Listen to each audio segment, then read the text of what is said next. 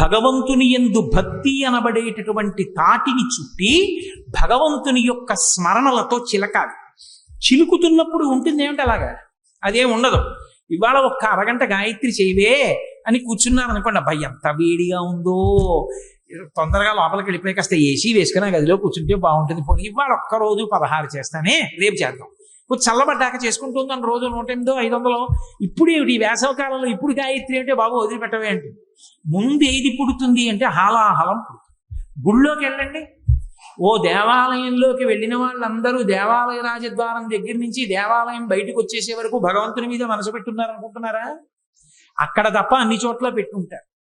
కాబట్టి ఆ స్థితి నుండి బయటికి రావాలి అంటే మనసు భగవంతుని యందు నిలబడి దుర్గుణములను తొలగతోసుకోగలగాలంటే, ఎందుకు మనసుకి అవన్నీ స్మరణలుగా వస్తుంటాయి?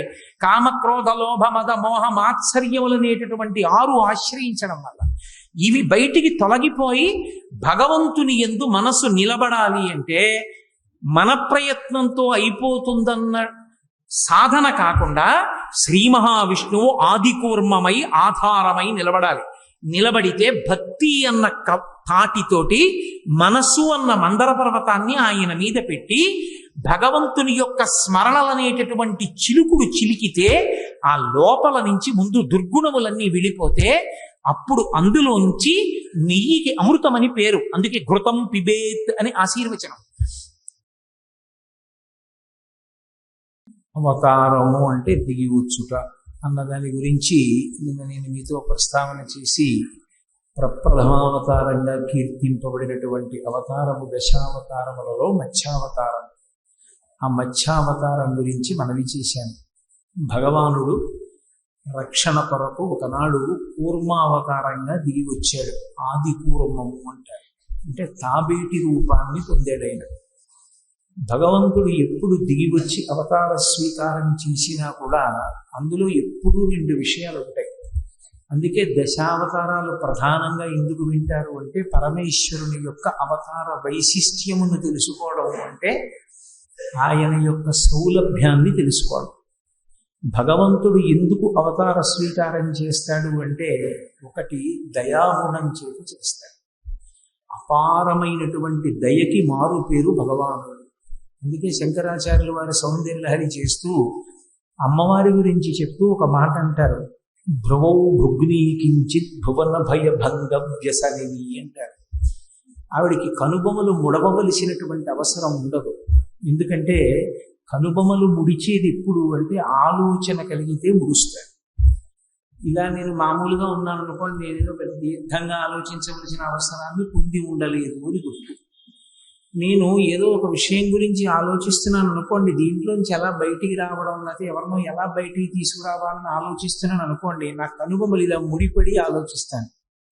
అలా ఆలోచించానంటే ఏదో ఎవరో సమస్యలో ఉన్నారు, బయటికి తీసుకురావాలి అన్న తాపత్రయం ఉంది అని గుర్తు. అమ్మవారికి ఏం బెంగుంది అలా ఎందుకు కనుబొమలు ముడివేయడం అని అడిగారు. అడిగితే శంకరులు అన్నారు, భువన భయ భంగం వ్యసనిని. అయ్యో, నా పిల్లలందరికీ బుద్ధి ఇచ్చానే, అయినా వాళ్ళు బుద్ధితోటి ఒక్కసారి అమ్మా అని పిలిస్తే రక్షించడానికి నేను సిద్ధంగా ఉన్నాను, అయినా వాళ్ళు అమ్మా అని నన్ను పిలవరు, నా వంక చూడరు. ఈ లౌకికమైన వ్యాసాంగంలో మునిగిపోయి ఎన్ని కష్టాల్లో ఉన్నారనేటటువంటి బెంగ చేత వీళ్ళని ఎలా బయటికి తీసుకురావడమా అని కనుబొమలు ముడివేస్తుంది అమ్మవారు. భగవంతుని యొక్క దయ అపూర్వంగా ఉంటుంది, అసలు దాన్ని పోల్చడానికి సాధ్యం కాదు. అటువంటి దయా సముద్రుడు. అందుకే కరుణాపయోనిధి అని పిలుస్తారు. రామదాస్ గారు రామచంద్రమూర్తిని పిలిస్తే దాశరథి కరుణాపయోనిధి. సముద్రము యొక్క లోతు చెప్పడం ఎలా సాధ్యం కాదో, భగవంతుని యొక్క దయాగుణం గురించి చెప్పడం కూడా ఎవరికీ సాధ్యం కాదు. ఎంత కింద పడిపోయిన వాడైనా సరే ఒక్కసారి భగవంతుణ్ణి పిలిస్తే చాలట, ఆయన ఎంతో ఆర్తితో పరిగెడతాడు. త్రికరణ శుద్ధితో పిలవగలిగిన వాడై ఉండాలి. ఏదో పిలిచానంటే పిలిచానని నోటితో పిలవడం కాదు. భాగవతంలోని కుచేలోపాఖ్యానంలో కుచేలుని యొక్క భార్య కుచేలుడితో మాట్లాడుతూ భగవంతుని యొక్క తత్వం గురించి చెప్తుంది. చెప్తూ అంటుంది, అసలు కలలో కూడా ఎన్నడూ భగవంతుణ్ణి స్మరించినటువంటి వాడు ఎప్పుడైనా ఆపద వచ్చినప్పుడు భగవంతుణ్ణి స్మరిస్తే, కలలోనం ఎన్నడు స్మరింపని వాడు నిజపతాబ్జాతంబుల్లంబునం తలపన్ అంతని వచ్చి ఆర్తిహరుడై తన్నైన ఇచ్చు. ఎంత ఆర్తిని పోగొట్టాలనుకుంటాడంటే ఒక్కసారి ఆర్తితో పిలిచినంత మాత్రం చేత పరిగెత్తుకొచ్చి తనని తాను ఇచ్చేసుకుంటాడు. అయ్యో ఇదేమిట్రా, వాడి కోరిక తీరిస్తే వేరు, నన్ను నేను ఇచ్చుకోవడం ఏమిటని కూడా ఆలోచించట. తన్నైన ఇచ్చును సునిశ్చల భక్తి భావములను భజించు వారికిడడే సంపత్ విశేషోన్నతులు అంటాడు.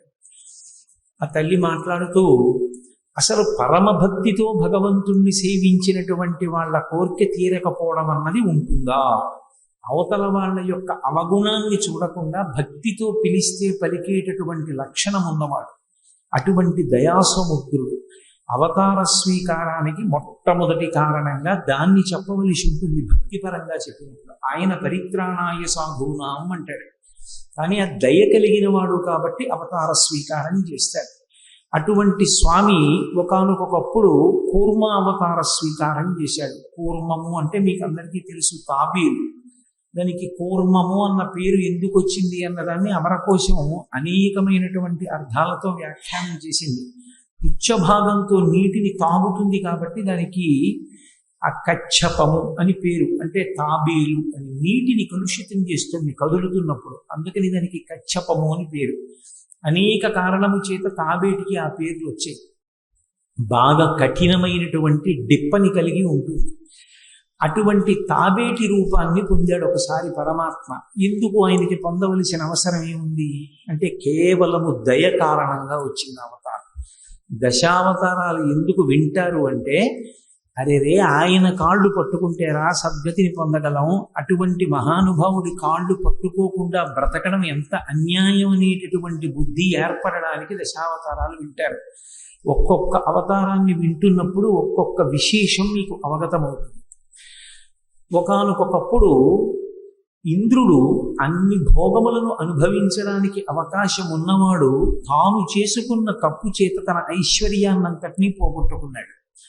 మహాభాగవతుల యొక్క దర్శనమే అదృష్ట హేతు. పరమేశ్వరుణ్ణి నమ్మి బతికేటటువంటి వ్యక్తి ఒకరోజు మన కంటికి కనపడ్డాడు అంటే అది భాగ్యహేతు, అది అదృష్టం. అటువంటి వారు కనపడినప్పుడు నమస్కరించగలగడం సంస్కారం.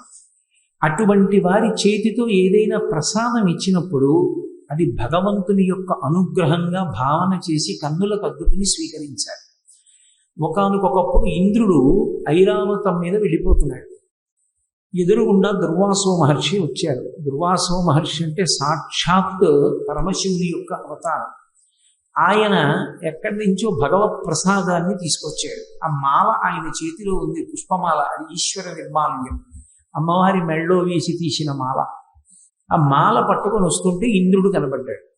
సరే కనపడ్డాడు కదా, దేవేంద్రుడు స్వర్గలోకాధిపతి అని ఈ ప్రసాదాన్ని ఆయనకి అనుగ్రహించాడు, ఆయన చేతిలో పెట్టాడు.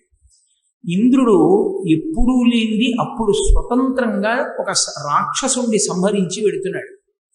అందుకని మంచి గర్వంతో అతిశయంతో ఉన్నాడు, నా అంతవాణ్ణి నేనని. ఆ పుష్పమాల అందుకుని ఓసారి కన్నులకు అద్దుకున్నాడేమో, దాన్ని ఐరావతం యొక్క కుంభస్థలం మీద పడేశాడు.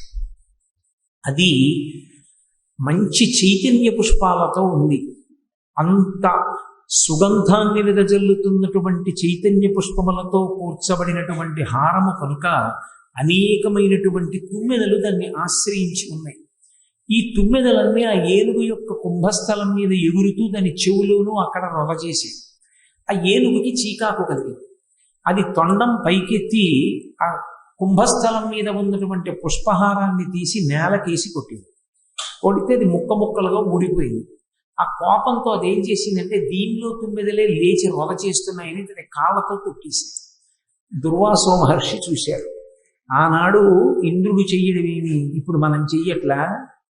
పెద్దవాళ్ళు అనిపించుకున్న వాళ్ళు దేవాలయాలకి వెళ్ళినప్పుడు ఓ పుష్పహారం నెప్పిస్తాడు, భగవంతుడి మెడలో ఉన్నది తీసి. వీడు తెచ్చి డ్రైవర్కి ఇస్తాడు, డ్రైవర్ తెచ్చి కారుకి వేస్తాడు. ఆ కారు వెళుతుంటే అది కింద పడి దాని చక్రాల కిందే వెళుతుంది. అదే ఐశ్వర్య పతనానికి కారణం. కాబట్టి ఒక వస్తువుని ఎక్కడ పెట్టాలో తెలియని వాడికి ఆ వస్తువుని ఇవ్వకూడదు. శాస్త్రం అంతే. ఈ వస్తువు ఇచ్చినప్పుడు కనీసం ఎక్కడ పెట్టాలి అన్నది తెలియని వాడికి ఎప్పుడూ ఆ వస్తువు ఇవ్వకూడదు. భగవద్గీత పుస్తకం చేతిలో పెడితే ఎంగిలి కాఫీ కప్పు ఉన్న టీపాయ్ మీదే పెట్టే సంస్కార బలం ఉన్నవాడికి భగవద్గీత పుస్తకాన్ని బహూకరించకూడదు. భగవద్గీత పుచ్చుకునే ముందు కూడా చేతులు కడుక్కుని తీసుకుని కళ్ళకద్దుకుని ఎక్కడైనా పెట్టి రోజు ఒప్పు వేయగలిగిన వాడికి భగవద్గీతని ఇవ్వాలి తప్ప ఏదో మన దగ్గర భగవద్గీత ఉంది కదా అని ఎవరికి పెడితే వాళ్ళకి ఇవ్వకూడదు. దానివల్ల ఇచ్చిన వాడికి కూడా ఇబ్బందులు వస్తాయి.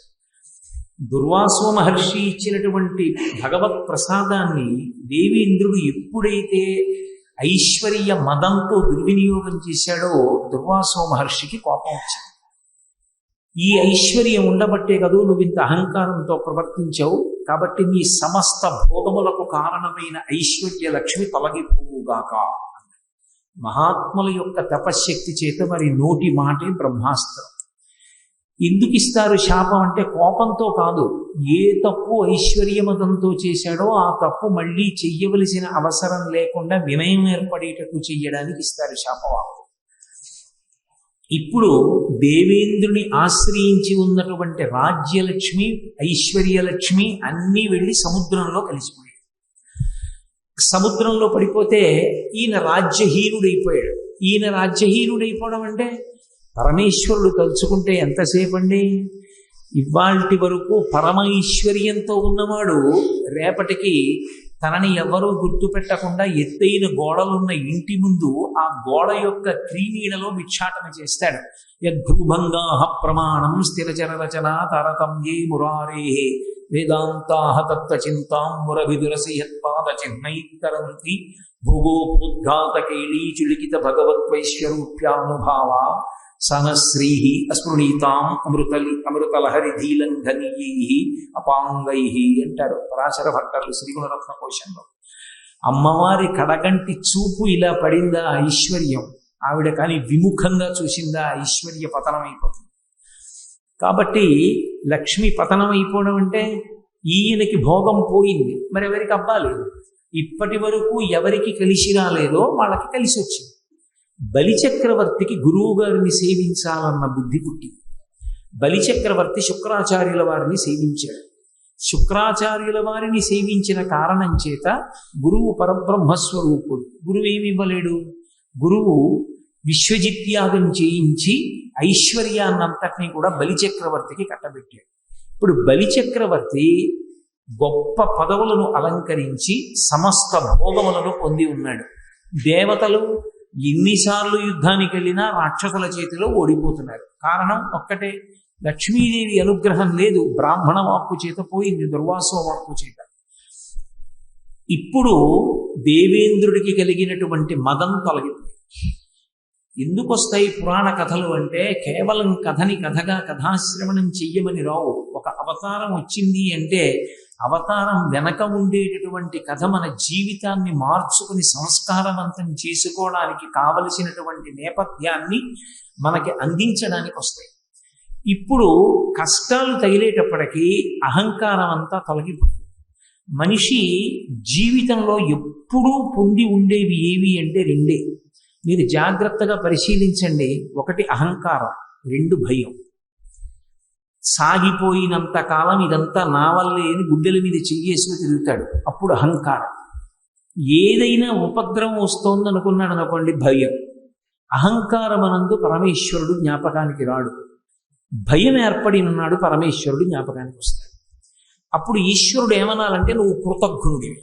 ఒకనాడు నీ చేత నేను ఒక పని చేయిస్తే అప్పుడు నేను నీకు జ్ఞాపకానికి రాలేదు, నువ్వే చేశాననుకున్నావు. ఇప్పుడు నువ్వు చెయ్యలేననుకున్నప్పుడు నీకు భయం వేసి నన్ను ఆశ్రయించావు, నేను నీకు ఉపకారం చెయ్యననాలి. కానీ ఆయన అలా అనడు. ఆయన అలా అనకపోవడానికి కారణం ఆయన యొక్క దయ. అయ్యో వాడు కాకపోతే ఎవరు చేస్తారు తప్పు? పిల్లవాడు ఏదో తప్పు చేశాడు, మనసు మార్చుకున్నాడు, వెంటనే కిందకి దిగొస్తాడు పరమాత్మ. అందుకే అసలు ముందు అహంకారాన్ని తొలగించుకునేటటువంటి ప్రయత్నం చేతనైతే ఆ తర్వాత భయం ఏర్పడి పరమేశ్వరుణ్ణి పట్టుకోవలసిన బెంగ ఉండనే ఉండదు.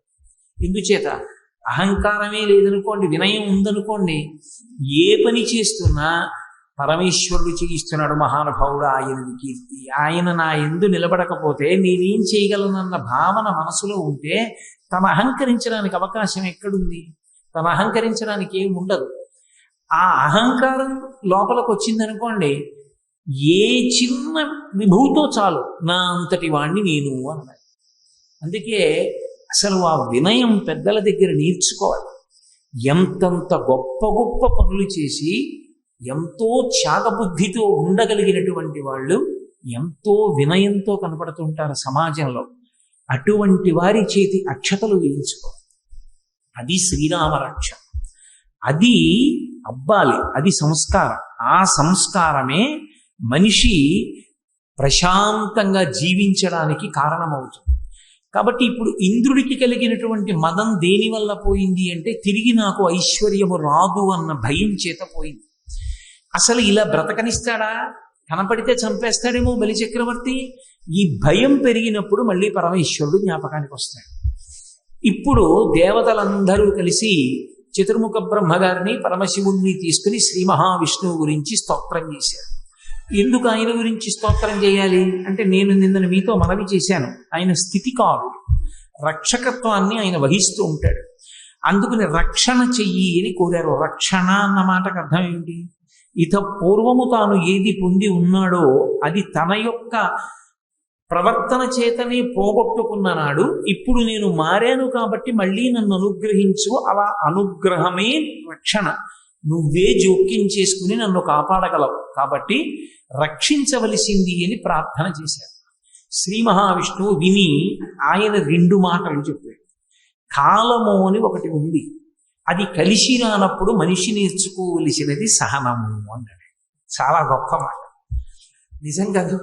కాలోహి బలవాన్ కర్త సతతం సుఖదుఃఖయో నరాణం పరతంత్రాణం పుణ్యపాపానుయోగత. కాలం కలిసి రాలేదండి అంటే, కాలం కలిసి రానప్పుడు మనిషి ప్రయత్నపూర్వకంగా అలవరుచుకోవలసినది ఏది అంటే సహనం. సహనమే దానికి జవాబు. వేచి ఉండడమే, ఓర్పుతో ఉండడమే. నీకు కాలము కలిసి రాలేదు. కాలం ఎవరు? కాలం అంటే ఏదో కాదు, భగవంతుడే కాలస్వరూపంతో ఉంటాడు. అందుకే గీతాచార్యుడి కృష్ణ భగవానుడు భగవద్గీతలో కాల కలయతామహం అంటాడు. నేను కాల రూపంలో లెక్కలు కడుతూ ఉంటాను. ఏ రోజున ఎవడు ఏది అనుభవించాలో, ఏ రోజున ఏది పొందాలో, ఏ రోజున ఏది పోగొట్టుకోవాలో నేను నిర్ణయం చేస్తాను, గత జన్మ పాప పుణ్యములను ఆధారం చేసుకుని అన్నాడు. కాలము ఈశ్వర స్వరూపమే. కాలము మీకు అనుకూలముగా లేదు కాబట్టి సహనం వహించండి. సహనం అన్న మాటకు అర్థం కనపడితే బలిచక్రవర్తి చంపేస్తాడని బెగ్గ పెట్టుకు తిరగడం కాదు. ఆ రాక్షసులతో ప్రయత్నపూర్వక స్నేహం చెయ్యండి. ఎప్పటి వరకు? మీకు మళ్ళీ కాలం కలిసి వచ్చేవారు. ఇవాళ వినయంతో ప్రార్థన చేసేసావని వెంటనే అనుగ్రహించే అవకాశం ఉండదు. ఆ బుద్ధి బాగా స్థిరీకరింపబడిందని నిర్ణయానికి రావాలి. అందుకని రాక్షసులతో చిలివి చేసి తిరగండి. ఇకపైన దేవతలందరూ యుద్ధం చేసినా సరే రాక్షసుల చేతిలో మరణిస్తామని బెంగ పెట్టుకుని ఉన్నారు మీరు. మీ బెంగ తొలగిపోవాలంటే నేను మీకు ఒక మార్గం చెప్తాను. అందరూ వెళ్ళి పాలసముద్రాన్ని చిలకండి. పాలసముద్రాన్ని చిలికితే అందు నుండి అమృతోత్పాదనం అవుతుంది. ఆ అమృతము ఉత్పాదింపబడినప్పుడు ఆ అమృతాన్ని తాగితే దేవతలకి ఇక పైన జర అంటే వృద్ధాప్యము కానీ, మృత్యువు కానీ, భయము కానీ ఉండవు. మీరు దేవతలని గెలవగలుగుతారు. అందుకని అమృతోత్పాదన యత్నము చెయ్యండి.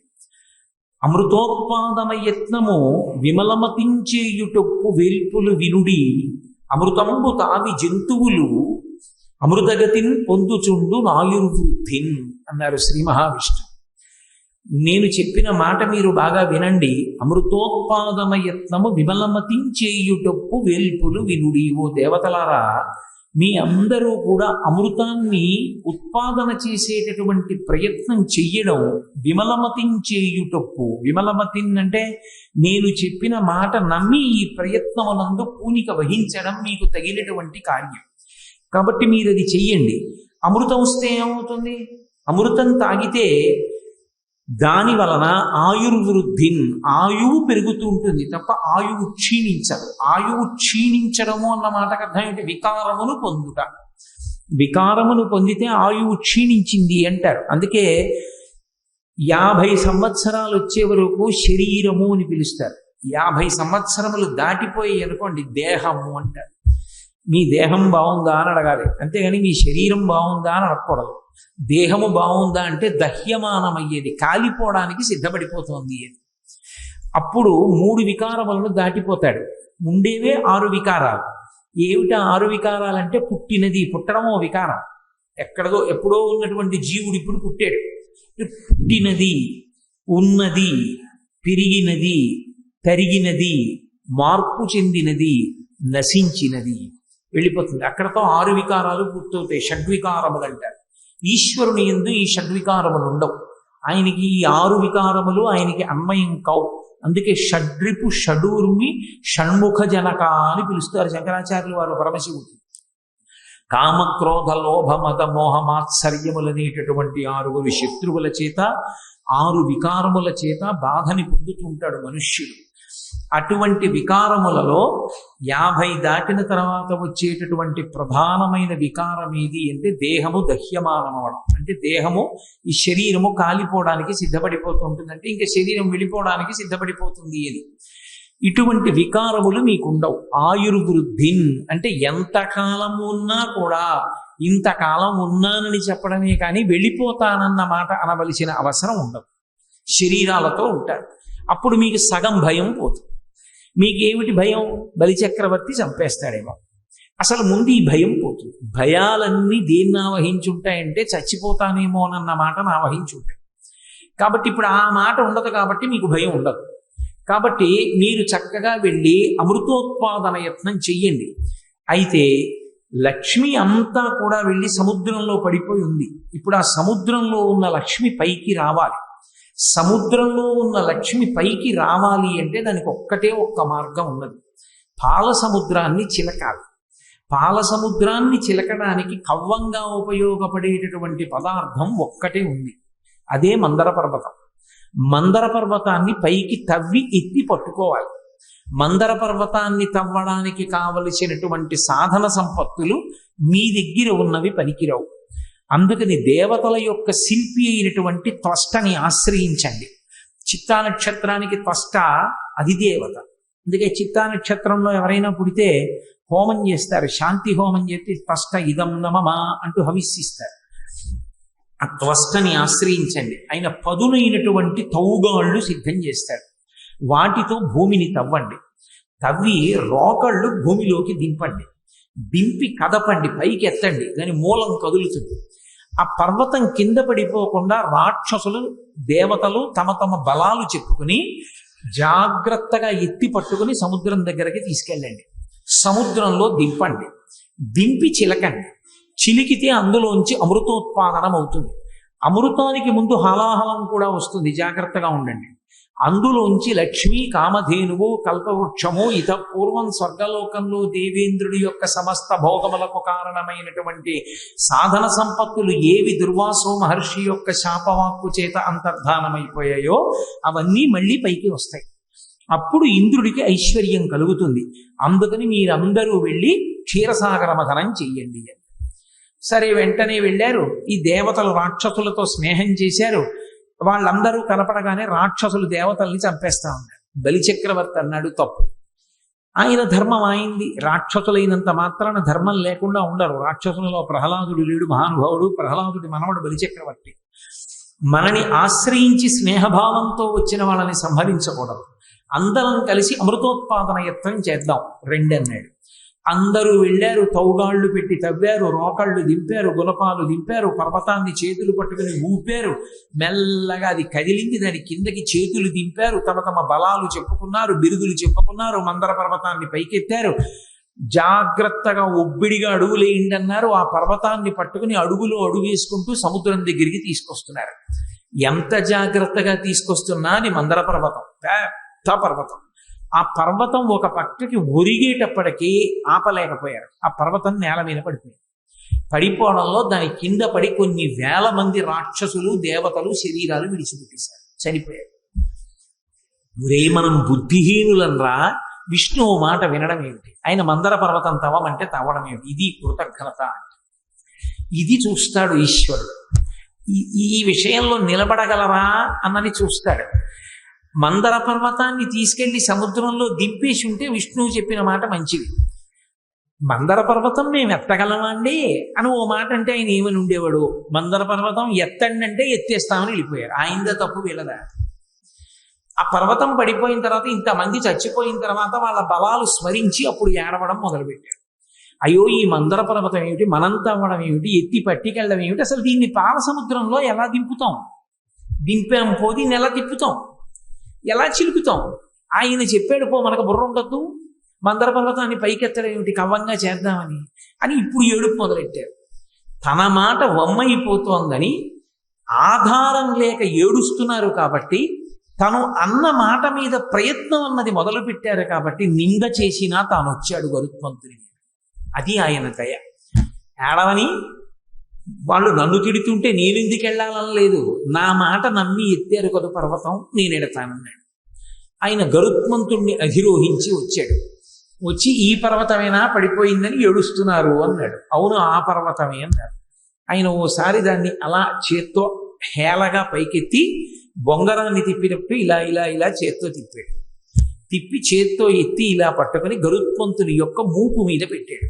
పెట్టి ఓ గరుత్మంతా దీన్ని తీసుకెళ్లి క్షీరసాగరంలో దింపు కవ్వంగా. అలాగే మహానుభావ అని తన యొక్క మూపురం మీద పెట్టుకుని గరుత్మంతుడు తీసుకెడుతున్నాడు. ఇప్పుడు శ్రీ మహావిష్ణువు దేవతలందరికీ ఆధ్యక్షం వహించాడు. వహించి ఆయన అన్నాడు, నేను చెబితే చేసే పని కాదు, నేను కూడా మీ దగ్గర ఉంటాను. సంతోషం కదప్పుడు, దగ్గరే ఉంటేను. మనందరం కలిసి క్షీరసాగర మథనం చేద్దాం. కానీ ఈ క్షీరసాగర మథనం చెయ్యడానికి మందర పర్వతాన్ని పాలసముద్రంలోకి గరుత్మంతుడు దింపినప్పుడు పట్టుకుని తిప్పడానికి ఒక తాడు కావాలి. ఆ తాడు లౌకికమైనటువంటి త్రాడు పనికిరాదు. మీ దగ్గరున్న తౌగాలులు పట్టుకుని ఈ పర్వతం చుట్టూ కూడా గాడి చెక్కండి, తాడు బాగా చుట్టుకుని పట్టుకుని ఉండడానికి. అమృతంలో వాటా ఇస్తామని చెప్పి వాసుకిని పిలుద్దాం. అది చాలా గొప్ప సర్పం. ఆ వాసుకిని పిలిచి మందర పర్వతానికి చుడదాం, చుట్టి పట్టుకుని మనం క్షీరసాగర మథనం చేద్దాం. అలాగే చేద్దాం అన్నారు. కొంతమంది రాక్షసులు దేవతలు బయలుదేరారు, పర్వతం చుట్టూ తౌగాలు పెట్టి చెక్కారు. చెక్కితే ఇప్పుడు ఆ గాడిలోకి ఒరుసుకోకుండా మెత్తగా ఉన్న చోట వాసుకి అన్న సర్పాన్ని చుట్టచ్చు. ఇప్పుడు వాసుకిని పిలిచారు. ఆయన వచ్చాడు. శ్రీ మహావిష్ణువు యొక్క ఆజ్ఞ. ఆ వాసుకిని చుట్టారు. చుట్టి తలవైపు దేవతలు పట్టుకున్నారు, తోక వైపు రాక్షసులు పట్టుకున్నారు. అక్కడ వరకు బాగానే ఉంది. ఇక చిలకడం మొదలెట్టాలి. మధ్యలో ఎవడో ఓడు ఉంటాడు కదా, అహంకారం అంత తొందరగా పోతుందండి. అయ్య బాబోయ్ ఎంత అహంకారం, ముందు కుర్చీలోనే కూర్చోవాలి. ఆలస్యంగా వచ్చామని వెనక్కి కూర్చుంటాం ఏంటి? ఆలస్యంగా వచ్చినా పక్క తలుపులోంచి వచ్చి ముందు కుర్చీలే వెతుక్కోవాలి.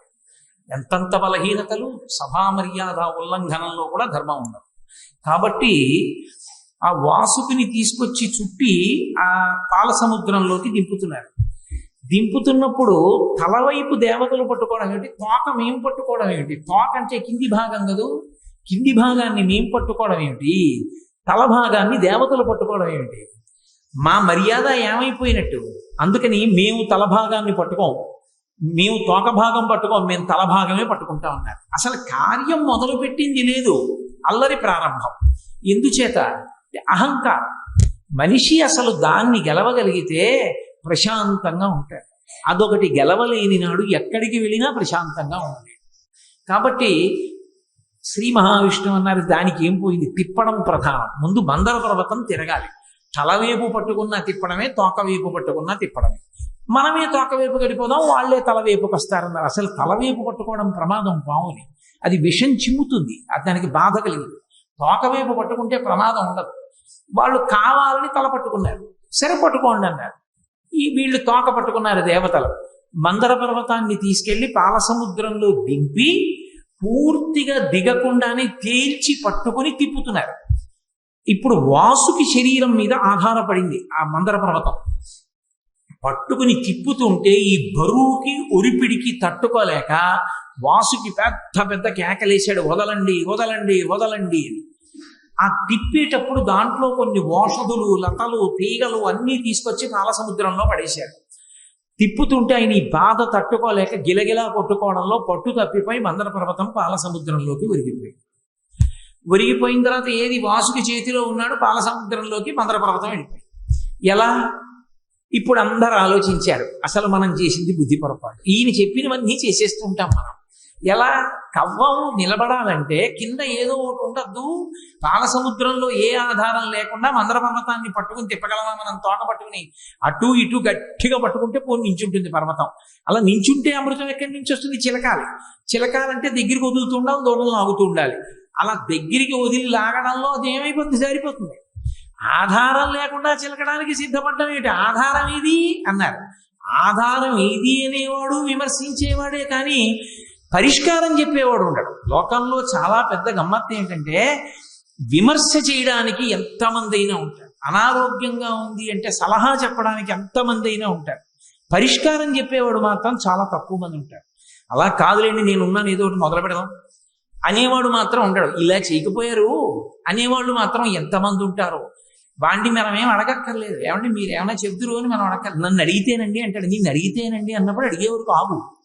నన్ను అడిగితేనండి అని కదా అన్నావు, అడగాలిగా, ఆగాలిగా. నన్ను అడిగితేనండి అంటే అడగకపోయినా చెప్తాడు. అదో అహంకారం, అదో బలహీనత. మనిషి ఎక్కువ మాట్లాడడంలోనే బలహీనతలన్నీ పైకి వస్తాయి. అందులో మైకు పట్టుకు మాట్లాడే అలవాటు ఉంటే మరీ ప్రమాదం. ఉన్న బలహీనతలన్నీ సభాముఖంగా బయటకు వస్తాయి. కాబట్టి ఇప్పుడు మందర పర్వతం ఊంచుకోవడానికి కింద ఆధారం ఏది? అందుకని ఇప్పుడు ఆధారం ఎక్కడి నుంచి వస్తుంది అన్నారు.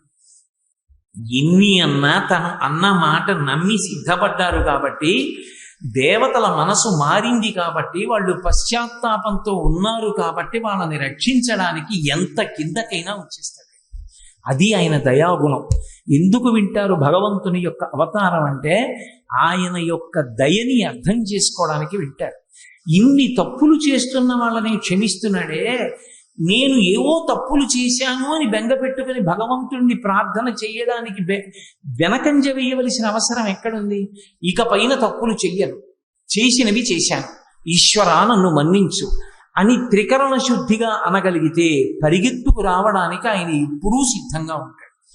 అజ్ఞానినామయా దోషానశేషాన్ విహితాన్ హరే క్షమస్వత్వం క్షమస్వత్వం శేషశైల శిఖామణి అని నోటితో చెప్పడం కాదు, త్రికరణ శుద్ధిగా మనసుతో అనగలిగితే అవి ఎన్నైనా కానివ్వండి. క్షమస్వత్వం క్షమస్వత్వం ఎన్ని? అజ్ఞానినా మయా దోషాం అశేషాం విహితాం హరే. అశేషాం లెక్క పెట్టడానికి వీల్లేదు. అన్ని దోషాలు చేశాను. ఆ మాట అన్నావు కదూ, కాల్చేశాను, తీసేశాను పాపాలన్నీ. ఎప్పుడు? త్రికరణ శుద్ధిగా. అంటే నోటితో శ్లోకం వచ్చానంటే ఆయన ఏందాన్ని స్వీకరించాడు. మనసుతో అన్నదాన్ని పరమేశ్వరుడు వింటాడు. కాబట్టి ఇప్పుడు వాళ్ళ పశ్చాత్తాపాన్ని గమనించాడు, దేవతల యొక్క వినయాన్ని గ్రహించాడు. తోకే పట్టుకుందాం రండి అంటే ఆయన మాట విన్నారు, తోక దగ్గరికి పోయాడు. ఆయన చెప్పినట్టు చేద్దాం, ఆ పైన ప్రమాదం వస్తే ఆయనే ఉన్నాడు, మనకి మనం ఆయనకి సలహా చెప్పేవాళ్ళమా అన్నారు. రాక్షసులలా విమర్శించలేదు. ఎవరు ఆయన యందు విశ్వాసము లేని వారై ఉన్నారో వారందరూ తరువాతి కాలంలో భోగాన్ని పోగొట్టుకుంటారు. అందుకే అమృతం దక్కలేదు రాక్షసులకి. ఎవరు భగవంతుని యందు విధేయతతో భక్తితో ఉన్నారో వాళ్ళని తానే కాపాడి అందిస్తాడు అమృతాన్ని. ఇవి ఎక్కడో ఉంటాయి అనుకోకండి. దేవతలు, రాక్షసులు, క్షీరసాగరమథం, ఆది కూర్మం ఇవన్నీ బయట ఉండేవి కావు. యథార్థానికి అవతారం ఎందుకు చెప్పుకుంటారంటే అది అసలు నిత్య జీవితంలో మన అనుష్ఠానానికి పనికొచ్చే అవతారం. సరే, దాని గురించి నేను తర్వాత ప్రస్తావిస్తాను. మొత్తం పాల సముద్రంలోకి దింపినప్పుడు దాన్ని భరించగలిగినటువంటి ఒక పదార్థం ఒకటి కావాలి. ఆ పదార్థంగా భగవానుడే మారిపోయాడు. ఆ పదార్థము నీటి లోపల ఉండి వహించగలిగినదై ఉండాలి. నీటి లోపల ఉండి వహించగలిగి అంత పెద్ద మందర పర్వతాన్ని తీసుకొచ్చి వీపు మీద పెట్టినా కూడా శరీరానికి ఉరుసుకోకుండా, పైన డిప్పకి దెబ్బ తగిలినా శరీరానికి ఇబ్బంది రాకుండా నీటిలో ఉండగలిగిన ప్రాణి ఒక్క తాబేలి. ఎందుకనంటే తాబేలు పైన డిప్ప మీద ఎంత దెబ్బ కొట్టండి తాబేలుకి ఏం అవదు. తిరగేసి ఒక్క దెబ్బ కొట్టండి చచ్చిపోతుంది. గట్టిగా చేత్తో ఇలా అంటే చచ్చిపోతుంది. అందుకే మనహ మనహ నాది నాది అన్నంతసేపు తాబేలు డిప్ప పైకున్నట్టు, తిరగేస్తే నమః నాది కాదు నాది కాదు అంటే తాబేలు చచ్చిపోయింది. మనసు 5 ఇంద్రియములతో పనిచేస్తుంటుంది, పంచ జ్ఞానేంద్రియాలతోటి. ఆ 4 కాళ్ళు ముఖం బయట పెట్టి తాబేలు తిరిగినంతసేపు మనః, తిరగేస్తే నమః, నాది కాదు. నాది కాదంటే భగవంతుడిది. మనః, నాది అన్నంతసేపు అహంకారం. కాబట్టి పైన డిప్ప చాలా కఠినమైనదై వహించగలిగినదై దాని వలన తనకి దెబ్బ తగలనిదైనటువంటి ప్రాణి, నీటి యందు తాను ఉండి వహించగలిగినటువంటి ప్రాణి తాబేలు ఒక్కటే. అందుకే ఆయన కూర్మ రూపాన్ని ధరించాడు.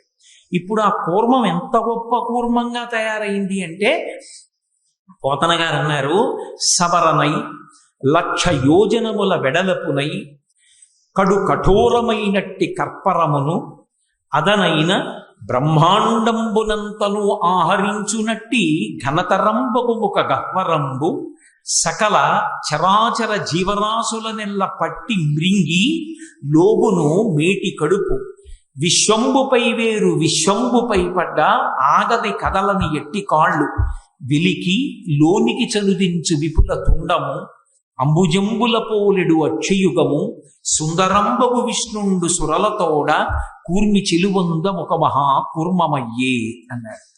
ఆయన సుందరంబగు విష్ణుండు సురలతోడ, మహాసుందరాకారుడు శ్రీ మహావిష్ణువు. ఆయన అందం సామాన్యమైంది కాదు. ఒక్కసారి ఆయన వంక ఇలా కన్ను విప్పి చూస్తే ఇక కన్ను తిప్పడం కానీ ఆయన్ని స్తోత్రం చేయడం కానీ సాధ్యం కాదుట. విష్ణు దర్శనం అయితే నోట మాట రాదు. ఎందుకు రాదు అంటే అసలు ఆ రూపాన్ని చూస్తూ అలా ఉండిపోతారు. చూపుల శ్రీపతి రూపము నాపోవక త్రావి త్రావి హర్షోద్ధతయై వాపుచ్చి మందమధురాలాపంబుల పొగడనదితి లక్ష్మీనాథున్నంటారు పోతన గారు వామనమూర్తి ఘట్టంలో.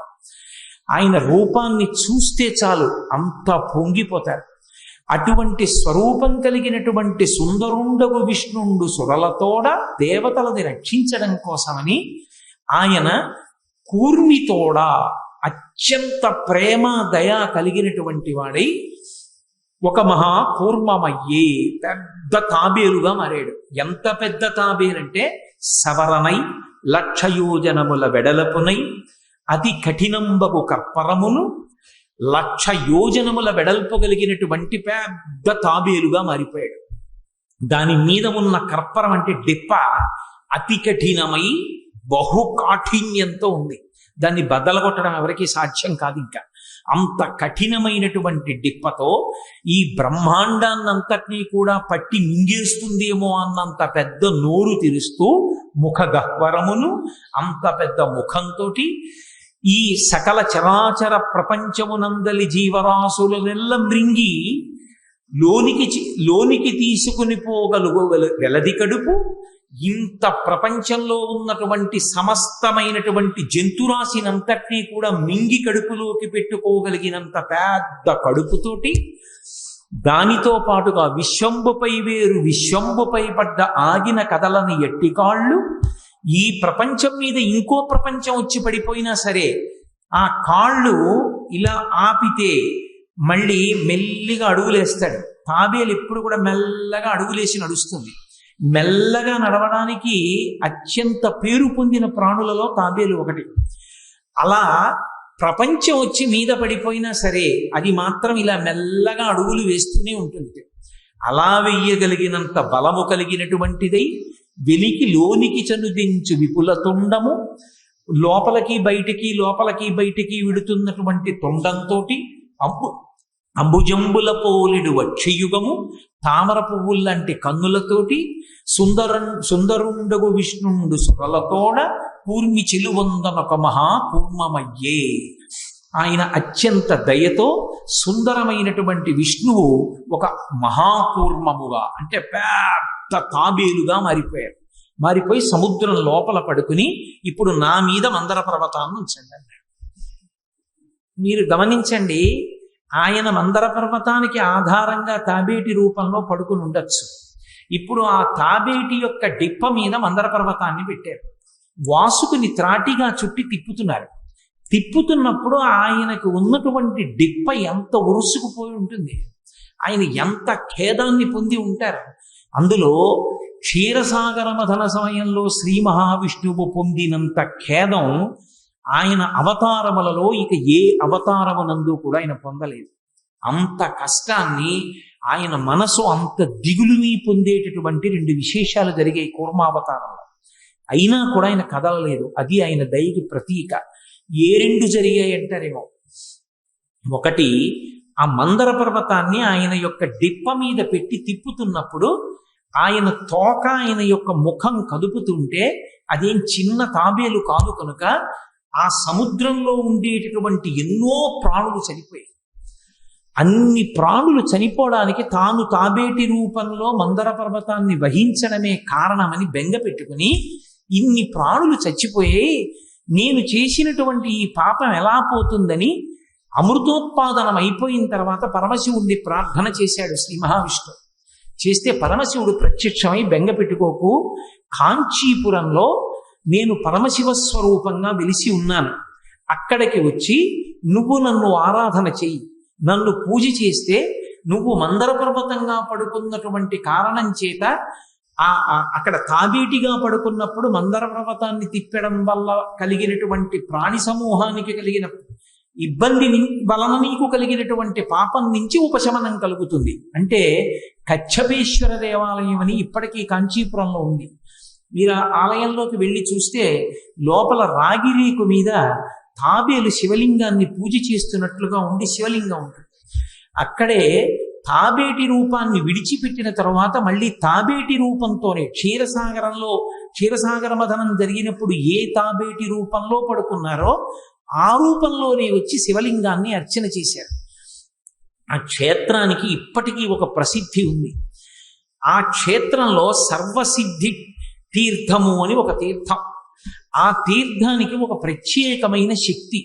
శ్రీ మహావిష్ణువు యొక్క మనస్సుకు కలిగినటువంటి ఖేదం పోయిన క్షేత్రం కనుక ఎవరికైనా మనసులో విపరీతమైనటువంటి దిగులుతో కూడుకున్న కష్టం ఏర్పడితే ఆ క్షేత్రానికి వెళ్ళి ఆ తీర్థంలో స్నానం చేసి పరమేశ్వరుడికి శ్రీ మహావిష్ణువుకి నమస్కరిస్తే మనసులో ఉన్న దిగులు తొలగిపోయే అవకాశం కలుగుతుంది. అని ఒకవేళ దిగులుకి కారణం శరీరంలో ఏదో తెలియని అనారోగ్యమైతే ఆ అనారోగ్యం పోవడానికి హేతు ఏదవుతుంది అంటే కచ్చపేశ్వర దేవాలయంలో ఉన్నటువంటి తీర్థంలో ఆదివారం నాడు 4 వైపులా స్నానం చేయాలి. ఏదో ఒకవైపు కాదు, ఆ కోనేటికి 4 వైపులా ఆదివారం నాడు స్నానం చేస్తే అనారోగ్యం పోతుంది అని. అనారోగ్యం పోతుంది అన్న మాటని మీరు జాగ్రత్తగా అర్థం చేసుకోవాలి.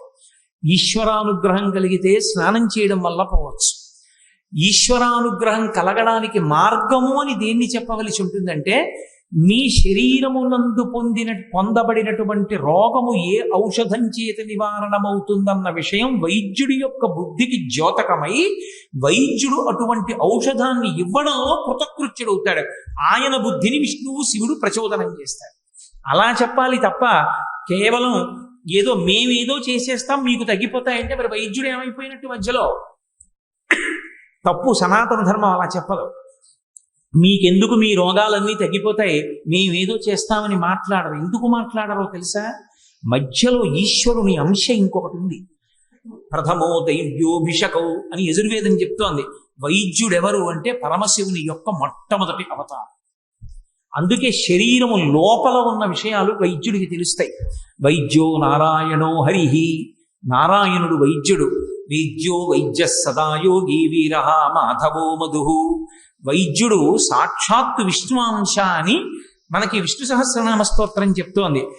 ఆ వైద్యుడి బుద్ధికి తట్టకపోవడం నీ రోగానికి ఔషధం దొరక్క బాధపడ్డం. ఇప్పుడు ఆ బాధ నుంచి ఉపశమనం ఎలా వస్తుంది? పరమభక్తుడు అనుకోండి, నక్కీరుళ్ళగా పోవచ్చు వ్యాధి. లేదా అసలు నీ శరీరమునకు పట్టుకున్న వ్యాధి ఏదో ఇప్పుడు వైద్యుడి బుద్ధికి తడుతుంది, దానికి తగిన ఔషధాన్ని ఇస్తాడు, ఇప్పుడు పోతుంది. అంటే ఈశ్వరానుగ్రహం ఈశ్వరాంశ అయినటువంటి వైద్యుని యొక్క బుద్ధిని ప్రచోదనం చేసి నీ రోగానికి విరుగుడు చేకూరుస్తుంది. అది ప్రక్రియలో జరిగేటటువంటి విధానం. అందుకని ఈశ్వరాంశగా వైద్యుడు మధ్యలో ఉంటాడు.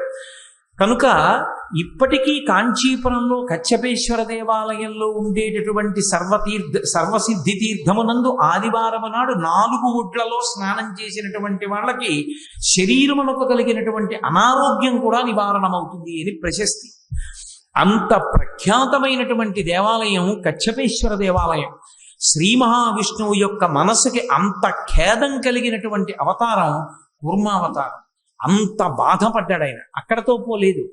ఆయన కూర్మావతారం స్వీకరించినప్పుడు మనసుకి బాధ కలగడం కాదు, ఎప్పుడూ కలగని రీతిలో ఆయన శరీరానికి బాధ కలిగింది. శ్రీ మహావిష్ణువు యొక్క శరీరమునకు బాధ కలిగింది అన్న మాట మీకు శాస్త్రంలో కనపడదు. ఎందుకు కనపడదో తెలుసా? ఆయన శరీరము అమృతంతో ఉంటుంది. అమృత వపుహు అని విష్ణు సహస్రనామంలో ఆయనకి పేరు. అమృత వపుహు అంటే శరీరము అమృతము అని. అందుకే దానికి ఖేదం ఉండదు. ఖేదము లేని విష్ణువు యొక్క శరీరము ఖేదము పొందిన ఏకైక అవతారము కూర్మావతారం. ఆయన శరీరం చాలా బాధపడిపోయింది. ఎందుకు బాధపడిపోయిందంటే, ఎక్కడి నుంచి పుట్టింది హాలాహలం? హాలాహలం పాలసముద్రం పైనుంచి పుట్టలేదు.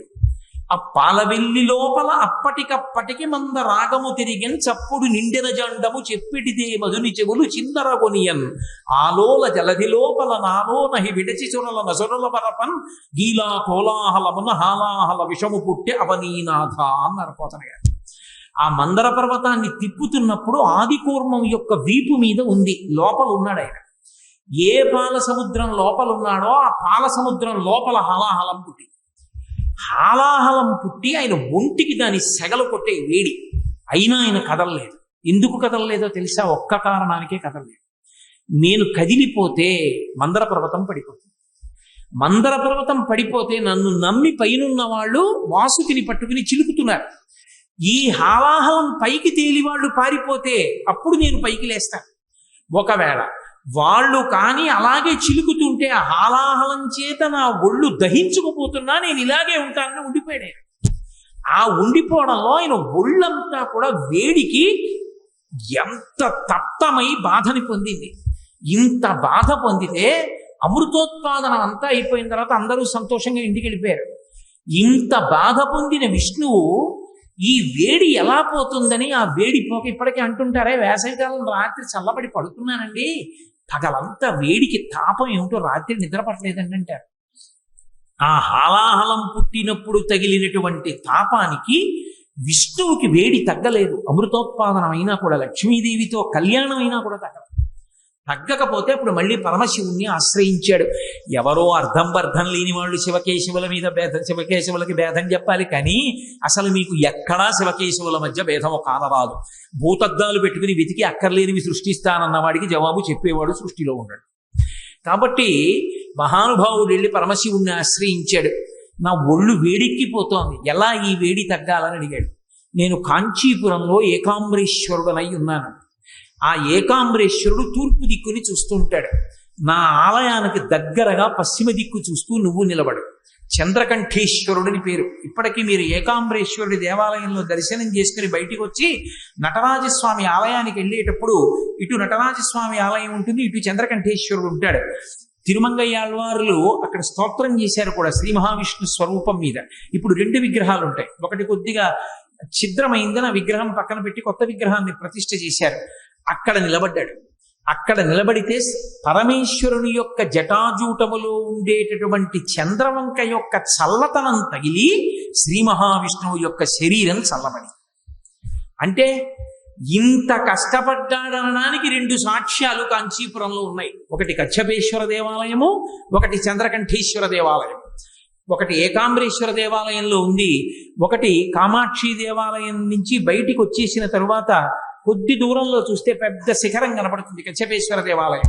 కచ్చపేశ్వర దేవాలయంలో ఇప్పటికీ ఆదికూర్మంగానే ఉన్నాడు. కాబట్టి అంత క్లేశాన్ని పొందినటువంటి అవతారం ఏ అవతారంలోనూ లేదు. ఆదికూర్మంగా ఆయన అంత కష్టపడ్డాడు. ఇంత కష్టం ఎవరి కోసం పడ్డాడు? ఏదో సరదాగా కష్టపడ్డవాడు కాడు. తనని నమ్ముకున్న దేవతల్ని ఒడ్డెక్కించడానికి తాను అంత కష్టపడ్డాడు. ఈ కష్టానికి కారణం దయ. అంత తప్పు చేసిన వాళ్ళు ప్రార్థన చేస్తే వాళ్ళని రక్షించడానికి ఇన్ని కష్టాలు పడి ఇంత దయ కలిగిన పరమాత్మ పాదాలు విడిచిపెట్టి ప్రపంచంలో కనబడ్డ ప్రతివాడికి నమస్కారాలు పెట్టద్దని నేను అన్నాం. వాణ్ణి నమ్ముకున్నాను, వీణ్ణి నమ్ముకున్నానని నమ్ముకోవలసిన వాడిని వదిలిపెట్టుకోవడం ఎంత దరిద్రం జీవితంలో. వాణ్ణి వదులుకోవడమా? లోకంలో మిగిలినవన్నీ నమ్ముకోవడమా?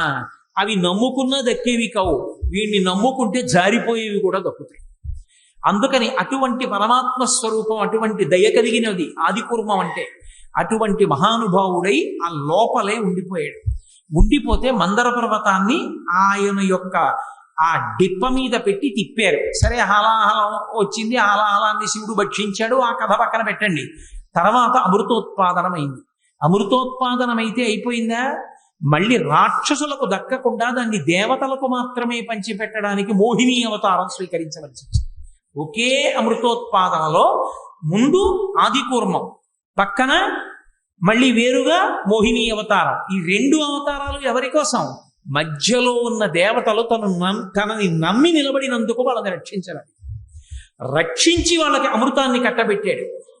కట్టబెట్టి పాల సముద్రంలోంచి మళ్ళీ కామధేనువు, కల్పవృక్షము, లక్ష్మీదేవి ఇన్ని పైకొచ్చేటట్టు చేసి ఇన్నిటితోటి దేవేంద్రుడు భోగభాగ్యాలతో స్వర్గలోకాధిపత్యం పొందేటట్టుగా అనుగ్రహించినటువంటి పరమదయాశాలి శ్రీ మహావిష్ణువు యొక్క అవతారమైనటువంటి ఆదికూర్మావతారం. అంత గొప్ప అవతారం. అందుకే ఆదికూర్మావతారాన్ని స్మరించిన, కూర్మావతారం గురించి ఒక్కసారి చదువుకున్న, కూర్మావతారం గురించి చెప్పిన, కూర్మావతారం గురించి విన్న విష్ణువు కాదుట, విష్ణువుతో పాటుగా 33 కోట్ల మంది దేవతలు ప్రీతి చెందుతారు. ఎవరు కూర్మావతారాన్ని తలుచుకుంటారో వాళ్ళు జ్ఞానాన్ని పొందుతారు. ఎందుకని అంటారేమో, ఇందులో ఒక పెద్ద చమత్కారం ఒకటి ఉంది. కూర్మము అంటే తాబేలు నిజానికి ప్రతి ఇంటిలో ఉండాలి. మనకి ఇప్పటికీ దేవాలయాల్లో తాబేళ్లు ఉంచుతారు. ప్రతి దేవాలయంలో తాబేలు ఉంటుంది. పూర్వం ప్రతి నూతిలో ఒక తాబేలు నుంచేవారు. ఎందుకు తాబేటి నుంచుతారో తెలుసా? తాబేటి యొక్క దర్శనము మంగళ దర్శనం. తాబేటి వంక చూస్తే మంగళం. అందుకే ఇంట్లో కనీసం తాబేలు బొమ్మ అట్టి ఉంచుకుంటారు. ఉంచుకుని ఒకసారి ప్రయత్నపూర్వకంగా దాని వంక చూస్తారు. ఎందుకు తాబేలు ఇంట్లో ఉంచుకోవాలి అంటే దాంట్లో ఒక రహస్యం ఉంది. దీక్ష అని ఒక మాట. దీక్ష అన్న మాట దేనికి అన్వయం అవుతుంది అంటే యజ్ఞానికి అన్వయం అవుతుంది. యజ్ఞం చేసేటటువంటి వాడు దీక్ష స్వీకరిస్తారు. దీక్షా స్వీకారం చేశాడు అంటే ఇంటి లోపలికి మళ్ళీ వెళ్ళరు. ఇక పూర్తయిన తర్వాతే ఇంట్లోకి వెడతారు. ఇల్లు విడిచిపెట్టి బయటికి వచ్చేసి దీక్షా వస్త్రాలు కట్టుకుని మేళతాళాలతో యాగశాల ప్రవేశం చేస్తారు. ఇక ఎప్పుడు మళ్ళీ ఇంటికి వెళ్ళడం? ఆ యాగం అంతా పూర్తయిపోయిన తర్వాత అవబృధం అని స్నానం చేస్తారు. మంత్రాలతోటి అవబృధ స్నానం అని బ్రాహ్మణులు చేయిస్తారు. ఆ అవబృధ స్నానం చేశారు అంటే, అవబృధ స్నానం చేసిన వాళ్ళు సభలోకి వస్తే వాళ్ళకు ఒక ప్రత్యేకమైన గౌరవాన్ని ఇవ్వాలి. అవబృధ స్నానం చేసిన వారండి అని వారిని ప్రత్యేకంగా కూర్చోబెడతారు. అంత గౌరవనీయులు యజ్ఞం చేసి అవబృధం చేస్తే. ఆ యజ్ఞ స్వీకారమునకు సంబంధించినది దీక్ష. రెండవది దీక్ష అన్న మాట ఎవరికి అన్వయం అవుతుందంటే, ఒక శిష్యుణ్ణి ఉద్ధరించడానికి గురువు గారి యొక్క అనుగ్రహ ప్రసరణ విధానమునకు దీక్ష అని పేరు. దీక్ష చేత ఏం చేస్తారంటే, లోపల ఉండేటటువంటి వస్తువు బాగా తయారై ఎగిరిపోవడానికి అవకాశం ఇస్తారు. ఆకాష్ అంటే పరమాత్మ, ఆ అంటే పరమాత్మ, ఆ మొట్టమొదటి అక్షరం. యో వేదాదౌ స్వర ప్రోక్తో వేదాంతే చ ప్రతిష్ఠిత తస్య ప్రకృతి లీనస్య యత్పరస్య మహేశ్వర అని వేదం. మొట్టమొదటి అక్షరమైనటువంటి అకారము విష్ణువాచకము. కాష్ అంటే ప్రకాశము, అంతటా ప్రకాశించేటటువంటి పరబ్రహ్మ స్వరూపము ఆకాశం. ఆకాశంలోకి ఎగిరిపోవడం అంటే పరమాత్మ యందు లయమైపోవడానికి, మోక్షం పొందడానికి కావలసినటువంటి జ్ఞానమును పొందడం. ఆ జ్ఞానము వచ్చేసి ఒకసారి తాను ఆత్మ అని ఎరుకలోకి వచ్చేసింది అనుకోండి, అలా ఎరుకలోకి వచ్చిన వాడిని జీవన్ముక్తుడు అంటారు. చచ్చిపోయిన తర్వాత ఎప్పుడో మోక్షం రాదు.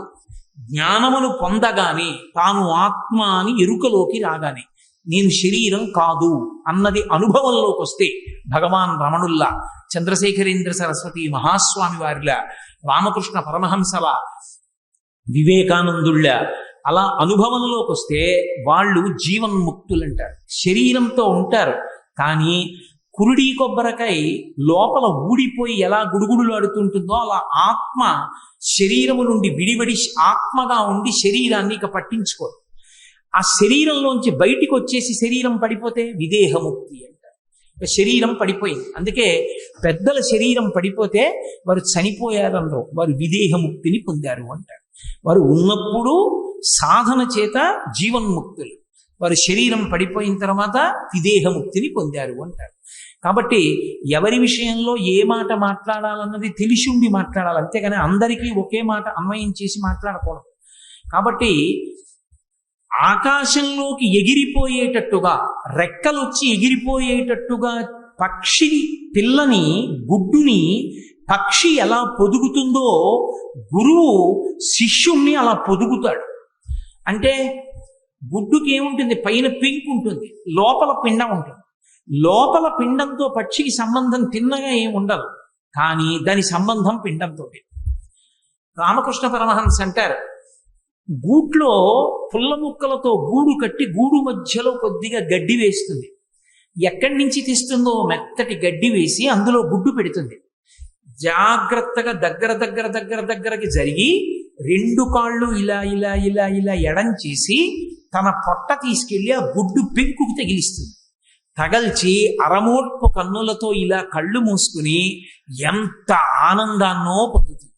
ఇప్పుడు పక్షి యొక్క వేడి పెంకుకు తగిలి, పెంకు యొక్క వేడి పిండానికి తగిలి లోపల ఉన్న పిండం పిల్లయిపోయి ఆ పెంకు పగిలిపోతుంది. పెంకు పగిలిపోయి పైకొచ్చిన పక్షి ఆకాశంలోకి ఎగిరిపోతుంది. దీక్ష అన్నమాట గురువు కూడా శిష్యుడికి అలాగే అన్వయం చేస్తాడు. పెంకు అజ్ఞానం, ఆ పెంకు అన్న అజ్ఞానం లోపల ఉండిపోతాడు. ఉండిపోయిన వాణ్ణి పొదుగుతాడు, అంటే రెక్కలిస్తాడు. ఇలా ఇలా నువ్వు బతకాలి, ఇలా ఇలా అనుష్ఠానం చెయ్యాలి, ఈశ్వరుడు సత్యం, ఈశ్వరుడి వైపుకి అడుగులు వెయ్యాలి, ఈ దేహం అశాశ్వతం, జాగ్రత్తగా ఉండు, ఇలా తెలుసుకో అని పునశ్చోత్తమ సంత్వమాది మంచి మాటలతో తన శిష్యుణ్ణి భగవత్ పదంలో నడిపిస్తాడు. అలా నడిపించగా శిష్యుడు ఆ పెంకు పగల కొట్టుకుని ఎగిరిపోతాడు, ఈశ్వరుడు యందు ఐక్యమవుతాడు. అలా ఎగిరిపోవడానికి కావలసినటువంటి స్థితిని గురువు కల్పిస్తాడు. ఈ గురువు కల్పించేటటువంటి దీక్షని 3 రకాలుగా చెప్తారు. ఒకటి నయన దీక్ష, ఒకటి స్పర్శ దీక్ష, ఇంకొకటి స్మరణ దీక్ష అంటారు. నయన దీక్షకి మీనాక్షి అమ్మవారు ప్రతీక, అలాగే స్పర్శ దీక్షకి కంచి కామాక్షి అమ్మవారు ప్రతీక, స్మరణ దీక్షకి కాశీ విశాలాక్షి ప్రతీక. అందుకే అక్షి శబ్దంతో ఉంటుంది, అందుకే ఆవిడ గురుమండల రూపిణి. గురుమండల రూపిణి అంటే ఇలా దీక్ష ఇచ్చేది అమ్మవారే అని మీరు అనుకోకూడదు, భగవత్ తత్వానికి అన్వయం అవుతుంది. నేను మీతో విష్ణు రక్షకుడు అని ఒక మాట అన్నాను. విష్ణువు కేవలము రక్షకత్వమే కాదు, ఆయన గురుస్వరూపం. ఆయన ఒకసారి హంసావతారంగా వచ్చారు, ఒకసారి దత్తాత్రేయ అవతారంగా వచ్చారు, ఒకసారి హయగ్రీవావతారంగా వచ్చారు, ఒకసారి వ్యాసాచార్యుల వారిగా వచ్చారు, ఒకసారి కృష్ణ భగవానుడుగా వచ్చి జగదాచార్యుడై భగవద్గీత చెప్పాడు. ఆయన ఎన్నోసార్లు ఆచార్య స్వరూపాన్ని పొంది జగద్గురువై నిలబడ్డాడు. కృష్ణుడు జగద్గురువు, అందుకే కృష్ణం వందే జగద్గురు అంటాం. ఆ గురుతత్వం అన్వయమవుతుంది. ఇందులో స్పర్శ దీక్షని కుక్కుట దీక్ష అంటారు. కుక్కుట దీక్ష అంటే స్పర్శ పొందుతుంది. ఉదాహరణకి కుక్కుటం అంటే కోడి పెట్టని తరివి ఆ పెట్ట మీదకెక్కి కూర్చుంటుంది ఒక్క క్షణం, ఆ స్పర్శ సుఖాన్ని పొంది దిగిపోతుంది. కామాక్షి అమ్మవారు అనుగ్రహించేటప్పుడు స్పర్శనిస్తుంది, ఆమె తగిలి అనుగ్రహిస్తుంది. ఆమె తగలడం ఎంతో మంది కాంచీపురంలో అనుభవించారు, ఎందరినో అనుగ్రహించి. ఆవిడ ఒకానొకప్పుడు తుండీరరాజు విందు చేస్తే వర్షాలు కురిపించాలనుకుంటే ఆమె అందరితో పాటుగా వచ్చి విందులో ఒక ముత్తైదుగా కూర్చుని అన్నం తింటోంది. తుండీర మహారాజు గారు కూడా కనిపెట్టలేదు, కామాక్షి అన్నం తింటోంది.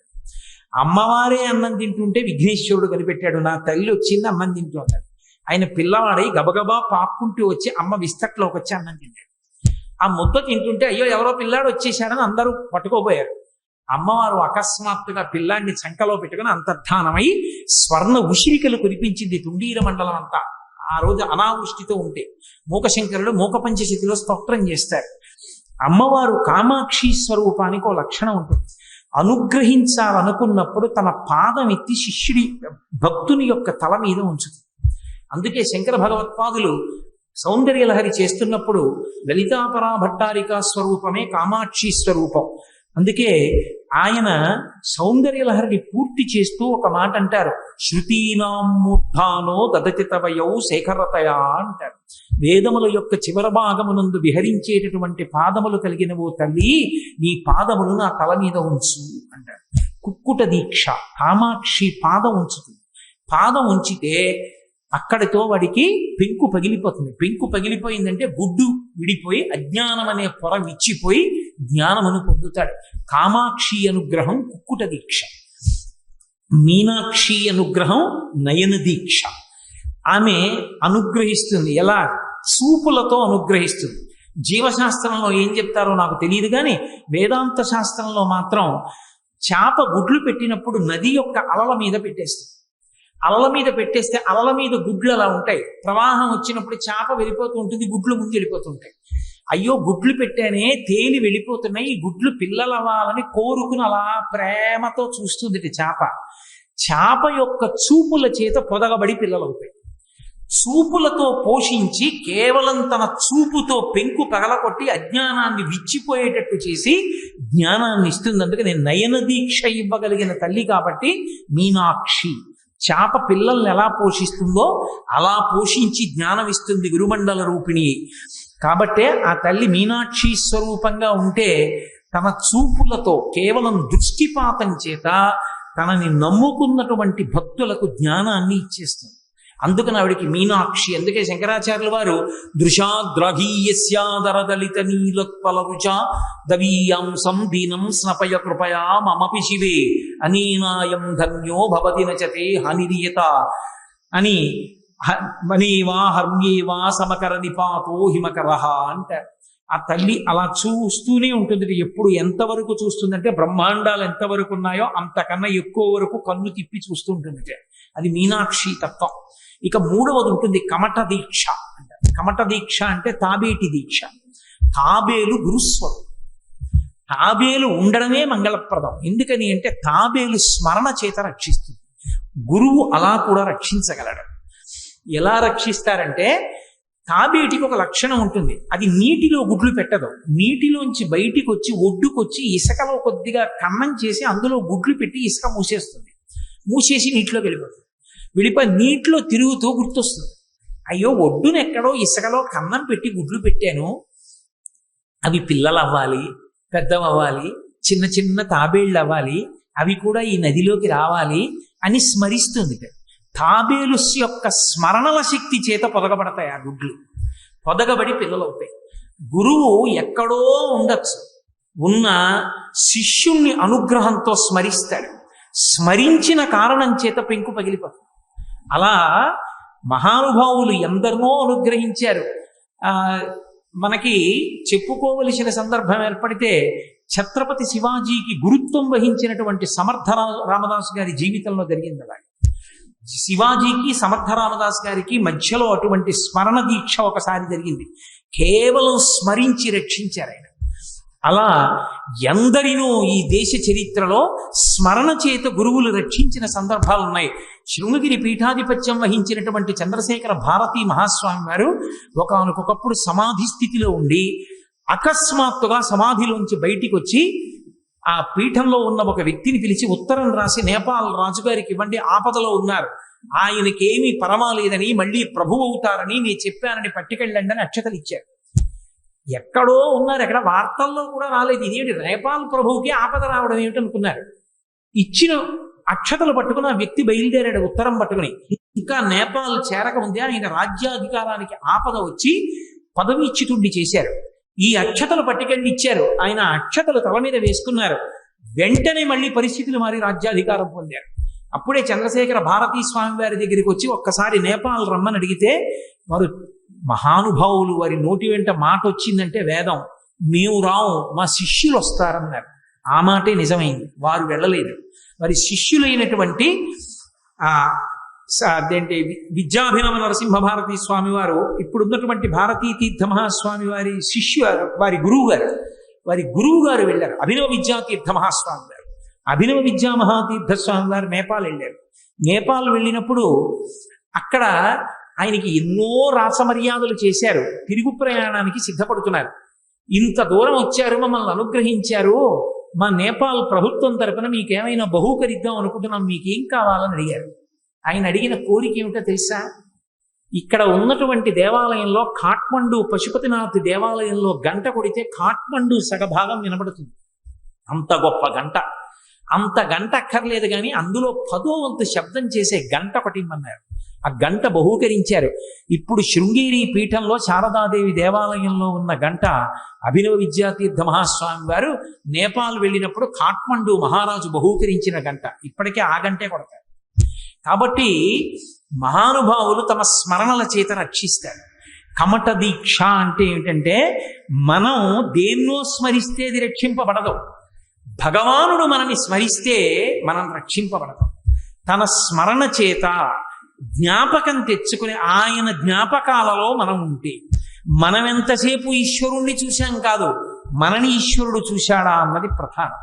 ఆనంద నిలయంలోకి మనం వెడుతుంటే ఒరే వాడు వస్తున్నాడు రా అని పరమాత్మ సంతోషంగా మనని చూసిన నాడు మన బ్రతుకు ధన్యం. తప్ప 1000 రికమెండేషన్లు చేయించుకుని ఎంతసేపు అక్కడి నించున్నామన్న దానితో ఏ విధమైనటువంటి ప్రయోజనము.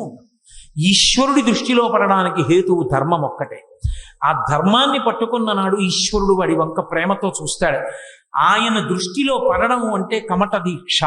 అందుకే ఎవరు ఆది కూర్మాన్ని స్మరించారో ఆది కూర్మము యొక్క స్మరణలు ఎవరి మీద పడతాయో వాళ్ళు జ్ఞానమును పొంది మోక్షాన్ని పొందుతారని చెప్పడానికి రహస్యం అక్కడ ఉంది.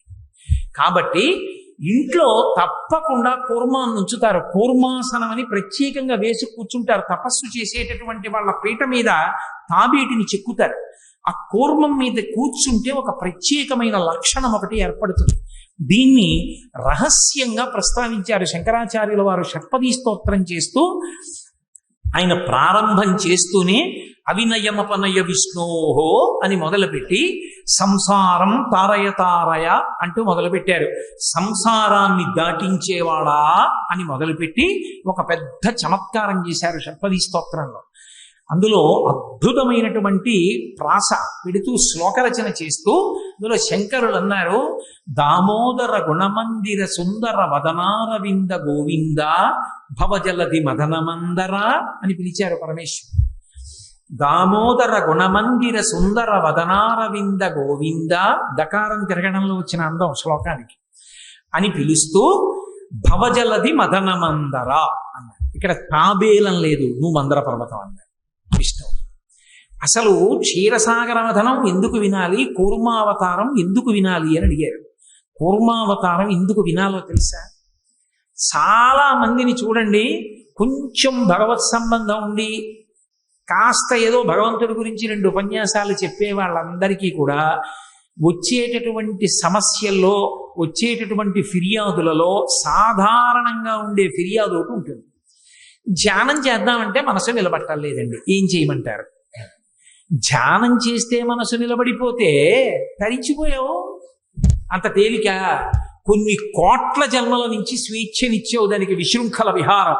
ఇప్పుడు నువ్వు పిలిస్తే రమ్మంటే వస్తుంది. అది ఎంత సాధన చేస్తే వచ్చి నిలబడుతుంది? అంత తేలిక. అది నిలబడదు.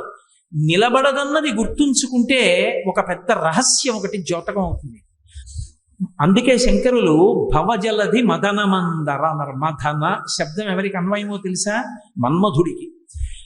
కూర్మావతారంగా శ్రీ మహావిష్ణువు కచ్చపేశ్వర దేవాలయంలో ప్రార్థన చేస్తే పరమశివుడు మెచ్చుకుని లోకమికంతటికి అందగాడు నీ కడుపున పుడతాడయా, నువ్వు ఎంత అందగాడివో అంత అందగాడు నీ కడుపున పుడతాడని వరం ఇచ్చారు. అప్పుడే మన్మధుడు పుట్టాడు. విష్ణువు యొక్క కుమారుడుగా మన్మధుడు పుట్టడానికి కారణం కచ్చపేశ్వర దేవాలయంలో పరమశివుడు ఇచ్చిన వరం. కందర్పదర్పహర సుందర దివ్యమూర్తే కాంతా కుజాంబురుహ కొట్మలలోల దృష్టే కళ్యాణ నిర్మల గుణాకర దివ్య కీర్తే శ్రీ వెంకటాచలపతే తవ సుప్రభాతం. కాంతాకుచాంబురుహ కుట్మలలోల దృష్టి అంటే వచ్చి ఆ దర్శనానికి వచ్చిన ప్రతి ఆడవాళ్ళ యొక్క కుచాలు చూడటం అదే కర్మ ఆయనకి. అందుకు ఆయన నించున్నది. అది కాదు దాని అర్థం. కాంతాకుచాంబురుహ కుట్మలలోల దృష్టి అన్న మాటకు అర్థం ఏంటంటే ఆయన కాంత భూదేవి. భూదేవి యొక్క కుచములు అంటే ధాన్యపు రాసుల చివరి భాగములు. మా తల్లి అయినటువంటి భూదేవి మీద ఎప్పుడూ ధాన్యపు రాసులతో ఉండేటట్టుగా మంగళ దృష్టిని అనుగ్రహించి మమ్ము కాపాడువాడా అని అర్థం. అంతేగాని వచ్చిన ఆడవాళ్ల కుచాలు చూసేవాడా అని అర్థం చెప్పకూడదు ఆ శ్లోకానికి. కాబట్టి కాంతాకుచాంబురుహలు కుట్మలలోల దృష్టి కళ్యాణ నిర్మల గుణాకర దివ్యకీర్తి శ్రీ వెంకటాచలపతే తవ సుప్రభాతం. అందులో ఆయన గురించి చెప్తూ ఈ మాట అంటారు, మహానుభావుడు ఆయన భవజలది మదనమందర. మన్మధుడు విష్ణువు యొక్క కొడుకు. లోకంలో ఎక్కడైనా తండ్రికి వయసు అయిపోతుంటుంది, కొడుకు అందంగా ఉంటాడు. అబ్బో ఆయన వయసులో ఉన్నప్పుడు అలాగే ఉండేవారంటే ఆయన అందమే అబ్బాయిది అంటారు. కానీ ఇక్కడ విచిత్రం ఏమిటంటే విష్ణువు విషయంలో కొడుకు కన్నా అందంగా తండ్రే ఉంటాడు. కొడుకు చిన్నపుచ్చుకుంటాట, అబ్బా మా నాన్నగారు ఏంటి ఇంత అందంగా ఉంటారు, ఆయన అంత అందంగా లేనని మన్మధుడు అనుకుంటాట. ఎవరు మన్మధుడు? రతేహ పాతివ్రత్యం రమయేతి శిథిలేన వపుష అంటారు శంకరాచార్యుల వారి సౌందర్యలహరిలో. మన్మధుడు ఇంత అందగాడైన భర్త ఎవరికీ లేడని రతీదేవి అనుకుంటుంది. అంత అందగాడు కొడుకు విష్ణువుని చూసి, ఏమిటో వయసులో ఉన్న నాకన్నా మా నాన్నగారే అందంగా ఉంటారంటారట. అందంగా ఉంటాడన్న వాళ్ళందరికీ పోలిక వేస్తే ఆయన మన్మధుడిలా ఉంటాడండి అంటారు. మన్మధుడిలా ఉంటాడు కదా అనుకుంటే మన్మధుడు ఎంత బాగుంటాడో అని మన్మధుడిని విష్ణుమూర్తి పక్కన పెడితే మన్మధుడు సిగ్గుతో తలంచుకుంటాట, మా నాన్నగారే బాగుంటారండి అంటట. కందర్ప దర్ప హరసుందర దివ్యమూర్తి. కందర్పుడు అంటే మన్మధుడు. కందర్ప దర్ప హర సుందర దివ్యమూర్తి. మన్మధుడు చాలా అందంగా ఉంటానని మనసులో పొందిన అతిశయాన్ని పోగొట్టగలిగినంత అందంగా ఉండగలిగినటువంటి వాడా, అందమైన వాడా అని పిలవడం. కాబట్టి అంత అందమైన కొడుకు ఎందుకు పుట్టాడంటే పరమశివుని యొక్క వరం కచ్చపేశ్వర దేవాలయంలో, అందుకు పుట్టాడు మన్మధుడు. కాబట్టి ఆ శ్రీ మహావిష్ణువుని ఊతంగా తీసుకోవాలి. ధ్యానం చేసేటప్పుడు మీరు ఒకటి గుర్తుపెట్టుకోండి, అమృతం ఎక్కడి నుంచి పుట్టాలి? అమృతత్వం పుట్టాలి అంటే ఇక మళ్ళీ పుట్టవలసిన అవసరం లేని స్థితి కలగాలి అంటే అది బయట నుంచి లోపలికి రాదు, బయట కొనుక్కునేది కాదు. అంటే నాకు అమృతత్వం ఇవ్వండి అంటే ఎవరివ్వరు, అమ్మకానికి ఏం దొరికే పదార్థం కాదు. అమృతత్వం అనేటటువంటిది ఎక్కడి నుంచి పొందాలి అంటే మృతత్వంలోంచి పొందాలి. అందుకే అమృతత్వాన్ని దేనిలోంచి పొందుతాడు అంటే తాను మరణించే స్వభావంలోంచి అమృతత్వంలోకి వెళ్ళగలిగినటువంటి స్థితిని పొందుతాడు. ఎలా పొందుతాడు అంటే ఎన్నో జన్మల నుంచి చేస్తున్నటువంటి పాపములకు అలవాటు పడిపోయిన మనసు ఎన్నో దుర్గుణాలన్నింటినీ కూడా తీసుకుని దగ్గర పెట్టుకుంటుంది. ఎంత చెత్త పోగేసి లోపల పెట్టింది, ఆ చెత్త అంతా బయట ఉండదు, ఇక్కడే ఉంటుంది. కామక్రోధశ్చ లోభశ్చ దేహే తిష్టంతి తస్కరాః జ్ఞానరత్నాపహారాయ తస్మాత్ జాగ్రత్త. ఇక్కడే ఉంటాయి ఆ గుణాలన్నీ. కామం ఎక్కడి నుంచో బయట నుంచి వచ్చి పట్టుకోదు, ఈ లోపల నుంచే పైకి లేస్తుంది. క్రోధం ఎక్కడి నుంచో రాదు, ఇక్కడి నుంచే పైకి లేస్తుంది. లోభం ఎక్కడి నుంచో రాదు, ఇక్కడి నుంచే పైకి లేస్తుంది. ఈ గుణాలన్నీ ఇక్కడే ఉన్నాయి. ఈ గుణాలన్నీ బయటికి పోయాయి అనుకోండి, హాలాహలం బయటికి పోయిందని. ఈ హాలాహలం బయటికి పోయేటట్టుగా భవజలది మదనమందర. మదనుడు అన్న మాటకు అర్థం ఏంటంటే మదించువాడు అని, మధిస్తాడు. మదనుడు అన్న మాట ఎవరికి అన్వయం అంటే మన్మధుడి. మన్మథ ఆయన మనస్సుని తిప్పుతుంటాడు. ఎప్పుడు ఎలా తిప్పుతుంటాడంటే కోరిక, ఏదో కోరిక సంకల్ప వికల్పాలు, అది కావాలి ఇది కావాలి తిప్పుతూ ఉంటాడు. పోనీ ఏదో అది పెట్టేశారని తృప్తి పొందుతాడా? బా ఇంకొద్దులేదు అంటాడు. ఇంకొద్దులేదు అన్నవాడు వదిలేస్తాడు అనుకుంటున్నారా? 2 రోజులు అవదు మళ్ళీ పట్టరాదండి అంటాడు. కాబట్టి మన్మథ తిప్పుతుంటాడు, మనసుని ఎప్పుడు మధిస్తూ ఉంటాడు. మన్మధుడు మనసుని మధిస్తున్నంతసేపు శోకం పుడుతూ ఉంటుంది, దుఃఖం పుడుతూ ఉంటుంది, బంధనం పుడుతూ ఉంటుంది, తప్ప అమృతత్వంలోకి వెళ్ళడం. అమృతత్వంలోకి వెళ్ళాలంటే ఈ మనసుని మదించడం వల్ల మన్మధుడు మదిస్తూ ఉండడం వల్ల వస్తున్నటువంటి దుష్టగుణములు తొలగిపోవాలి. అది హాలాహలం. అవి పైకొచ్చి పోవాలి. అవి పైకొచ్చి పోయేటట్టుగా తిప్పాలంటే మందర పర్వతంగా మనసు నిలబడాలి. మందర పర్వతం చేసి దీనికి ఒక తాడు చుట్టాలి. ఏమిటి ఆ తాడు? వాసుకిని తీసుకొచ్చి చుట్టాలి. వాసుకి అంటే ఎవరు? పరమభక్తి తత్పరుడు. భక్తి అన్న త్రాటిని చుట్టాలి. అందుకే శంకరాచార్యుల వారి శివానంద లహరి చేస్తూ సదా మోహాటవ్యాం చరతి యువతీనాం కుచగిరౌ నటత్యాసా శాఖా స్వటతి ఝడితి స్వైరమభిత కపాలిన్ భిక్షోమే హృదయ కపిమత్యంత చపలం దృఢా భక్త్యా బధ్యా శివభవదధీనం కురు విభో అంటారు. ఇది కదిలిపోతోంది కోతిల, దీన్ని కట్టే ఈ భక్తి పాశాలతో అంటారు. భగవంతుని యందు భక్తి అనబడేటటువంటి తాటిని చుట్టి భగవంతుని యొక్క స్మరణలతో చిలకాలి. చిలుకుతున్నప్పుడు ఉంటుంది ఏమిటి అలాగా? అదేం ఉండదు. ఇవాళ ఒక్క అరగంట గాయత్రి చేయవే అని కూర్చున్నారు అనుకోండి, అబ్బాయి ఎంత వేడిగా ఉందో, తొందరగా లోపలికి వెళ్ళిపోయి కాస్త ఏసీ వేసుకుని గదిలో కూర్చుంటే బాగుంటుంది, పోనీ ఇవాళ ఒక్కరోజు 16 చేస్తానే, రేపు చేద్దాం, కొంచెం చల్లబడ్డాక చేసుకుంటుందని రోజు 108, 500. ఇప్పుడు ఏమిటి ఈ వేసవ కాలంలో ఇప్పుడు గాయత్రి అంటే బాబు వదిలిపెట్టవే అంటే ముందు ఏది పుడుతుంది అంటే హాలాహలం పుడుతుంది. గుళ్ళోకి వెళ్ళండి, దేవాలయంలోకి వెళ్ళిన వాళ్ళందరూ దేవాలయ రాజద్వారం దగ్గర నుంచి దేవాలయం బయటకు వచ్చేసే వరకు భగవంతుని మీద మనసు పెట్టున్నారు అనుకుంటున్నారా? అక్కడ తప్ప అన్ని చోట్ల పెట్టుంటారు. కాబట్టి ఆ స్థితి నుండి బయటికి రావాలి అంటే మనసు భగవంతుని యందు నిలబడి దుర్గుణములను తొలగతోసుకోగలగాలంటే ఎందుకు మనసుకి అవన్నీ స్మరణలుగా వస్తుంటాయి?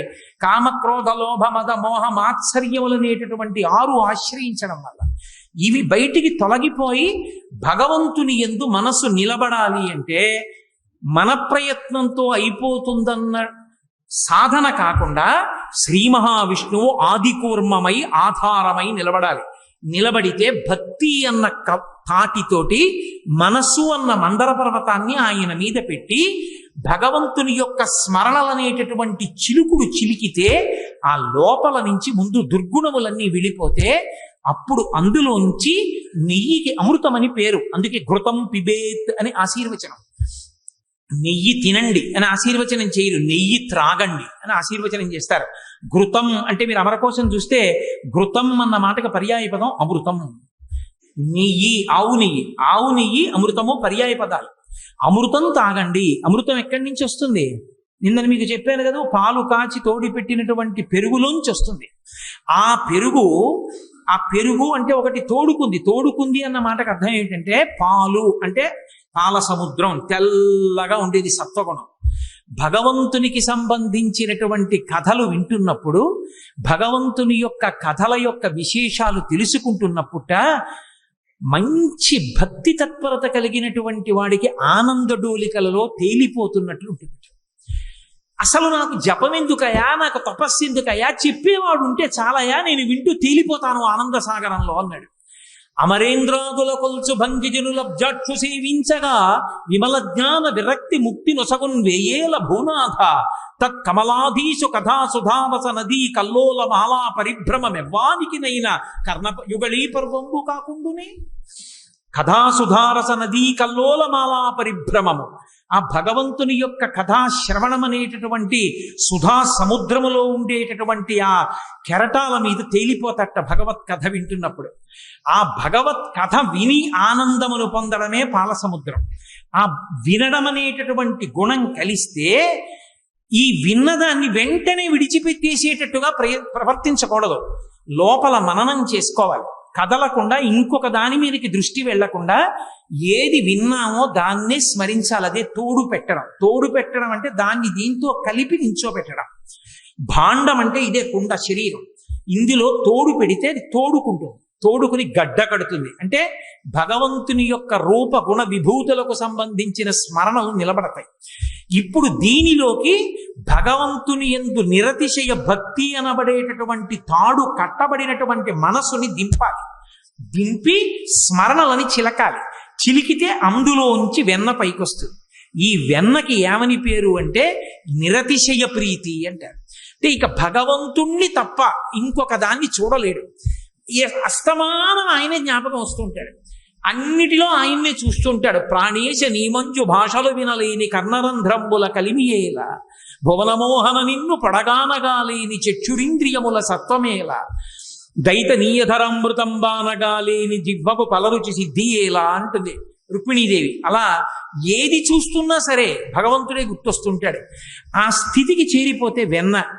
ఇప్పుడు ఈ వెన్నని జ్ఞానం అనేటటువంటి అగ్నిహోత్రం మీద కాలిస్తే దాంట్లోంచి వచ్చేటటువంటిదే నెయ్యి. అది అమృతం. అమృతం అంటే ఇక మళ్ళీ పుట్టవలసినటువంటి అవసరము లేని స్థితిని పొందుతాడు. తమసోమా జ్యోతిర్గమయ మృత్యోర్మా అమృతంగమయ. మృత్యువు నుండి అమృతత్వానికి వెడతాడు. ఈ అమృతత్వానికి వెళ్ళేటప్పుడు మొట్టమొదట అమృతము రాదు, హాలాహలం వస్తుంది. కారణమేమి?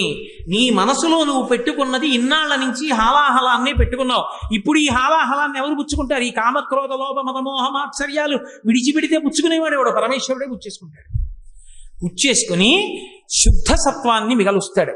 ఆ శుద్ధ సత్వాన్ని మిగల్చడానికి ధ్యానం చేసేటప్పుడు లోపల ఆధార భూమిగా తీసుకోవలసినది మహానుభావుడైనటువంటి ఆ ఆదికూర్మమైనటువంటి శ్రీ మహావిష్ణువే. ఆయనని ఆధారం చేసి మనసన్న మందర పర్వతాన్ని నిలబెడితే అప్పుడు అది తిరగడంలో ఇబ్బంది రాదు. ఇలా తీసుకురావడానికి ధ్యాన ప్రక్రియలో ఆయన మనకి ఎంత ఆధారభూతుడవుతాడో, ప్రారంభంలోనే ఎందుకు అసలు అమృతం పుట్టదో, ఇలా ధ్యానానికి కూర్చోగానే మనసు నిలబడిపోయింది అనుకోండి. నేను ధ్యానానికి కూర్చున్నానండి అన్న మాటకు అర్థం ఏంటి? నేను ధ్యానానికి కూర్చున్నాను అంటే నేను ఏదో ఒక్క విషయాన్నే చూస్తున్నాను అని గుర్తు. నేను పరదేవత యొక్క పాదములొక్కటే చూస్తున్నాను అనుకోండి. బాహ్యనేత్రములు మూసేసి ఈ కన్నుల ముందున్నవి కనపడకుండా ఉండడానికి ఈ నేత్రములు మూసేసి మనోనేత్రంతో అమ్మవారి పాదాలు ఒక్కటే చూస్తూ, అమ్మవారి పాదాల మీద పసుపు వేసి, కుంకం వేసి, అక్షతలు వేసి, పువ్వులు వేసి నేను అమ్మ పాదాలకి తల వంచి నమస్కరిస్తే ఆవిడ కుంకం నా నుదుటికి అంటుకుని నేను పరవశించిపోయి ఆనంద స్థితిలో ఉన్నాను అనుకోండి. నా పక్కన నా భార్య వచ్చి నిలబడినా దాని కాలికి పెట్టుకున్న గజ్జెల పట్టాల చప్పుడు నా చెవు పుచ్చుకున్నా మనసు పుచ్చుకోదు. చెవికి మనసుకి మధ్యలో ఉన్న సంబంధం తెగిపోతుంది. ఒక్కొక్కచో అదొక దీక్ష. శ్రీ విద్యా సంప్రదాయంలో అదొక స్థాయి. కన్నులు తెరుచుకుని ఉంటారు కానీ ఎదురుగుండా ఉన్నది కనపడదు, లోపల ధ్యానం చేస్తున్న దాన్ని చూస్తూ ఉంటారు. ఆ స్థితికి ఎదిగిపోయాడు అనుకోండి, అప్పుడు దృష్టి అంతా వెళ్ళి కేంద్రీకరింపబడిపోయింది. ధ్యానం, మూడు లేవు. ధ్యానం చేస్తున్నవాడు, ధ్యానము చేయబడుతున్న వస్తువు అని మూడు ఉండవు, ఒక్కటే. ఏ వస్తువుని ధ్యానం చేస్తున్నాడో ఆ వస్తువుగా మారిపోయి ఆనంద తన్మయత్వంలో నిలబడిపోతాడు. అది అంబుజోదర దివ్యపాదార వింద చింతనామృతపాన విశేషమత్త చిత్తము ఏ రీతి ఇతర విషయంబు చేరనేర్చు వినుత గుణశీల మాటలు వెయ్యునేలా అంటాడు ప్రహ్లాదుడు. ఆ స్థితికి చేరుకోవాలి అంటే మనస్సు అలా కదలకుండా ఉండాలంటే ఆధారం ఒకటి ఉండాలి. ఆ ఆధారము ఎవరో కాదు, నువ్వు ఆధారాలు ఇచ్చి నిలబెట్టలేవు మనసుని. నీవు భగవంతుని పట్ల చేసినటువంటి భక్తి కారణంగా శ్రీ మహావిష్ణువే ఆదికూర్మమై ఆధారమై మనసుని నిలబెడతారు. నిలబెట్టి అమృతం లోపల నుంచి పుట్టేటట్టు, హాలాహలం తొలగిపోయేటట్టు చేస్తారు.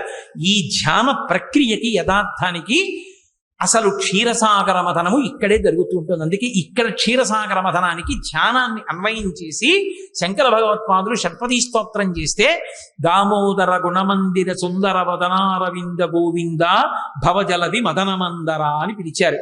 భవజలధి అంటే చావు పుట్టుకలతో కూడుకున్న సంసారం అనేటటువంటి సాగరం. ఈ సాగరాన్ని తరించడానికి, దీన్ని నేను మదనం చెయ్యడానికి, అమృతోత్పాదనం అవడానికి నాకు ఆధారమైనటువంటి వాడివి కేవలముగా పరమాత్మ నువ్వే అని శ్రీ మహావిష్ణువుని ఆధార భూమికగా స్వీకరించమని. అంతేకాదు ఆయన రక్షణ సామర్థ్యం ఏమిటో పోతన గారు గజేంద్ర మోక్షణంలో చెప్తారు. మకరం ఒకటి రవిజొచ్చెను మకరము మరి ఒకటి ధనదు మాటున డాగెన్ మకరాలయమున తిరిగెడు మకరంబులకు కూర్మరాజు మరుగున కరిగెన్ అంటారు. భయం వేస్తేట నీళ్లలో ఉండేటటువంటి ప్రాణులన్నీ ఎక్కడికి వెళ్ళి దాక్కుంటాయంటే పరమ భయం ఏర్పడితే ఆదికూర్మం చాటుకెళ్ళి దాక్కుంటాయిట. ఆదికూర్మంగా ఇప్పటికీ శ్రీ మహావిష్ణువు వెలసి ఉంటారు అని. కాబట్టే కచ్చపేశ్వర దేవాలయం కాంచీపురంలో అంత ప్రఖ్యాతి వహించింది. అందుకే కూర్మావతారం అంత ప్రశస్తి వహించింది.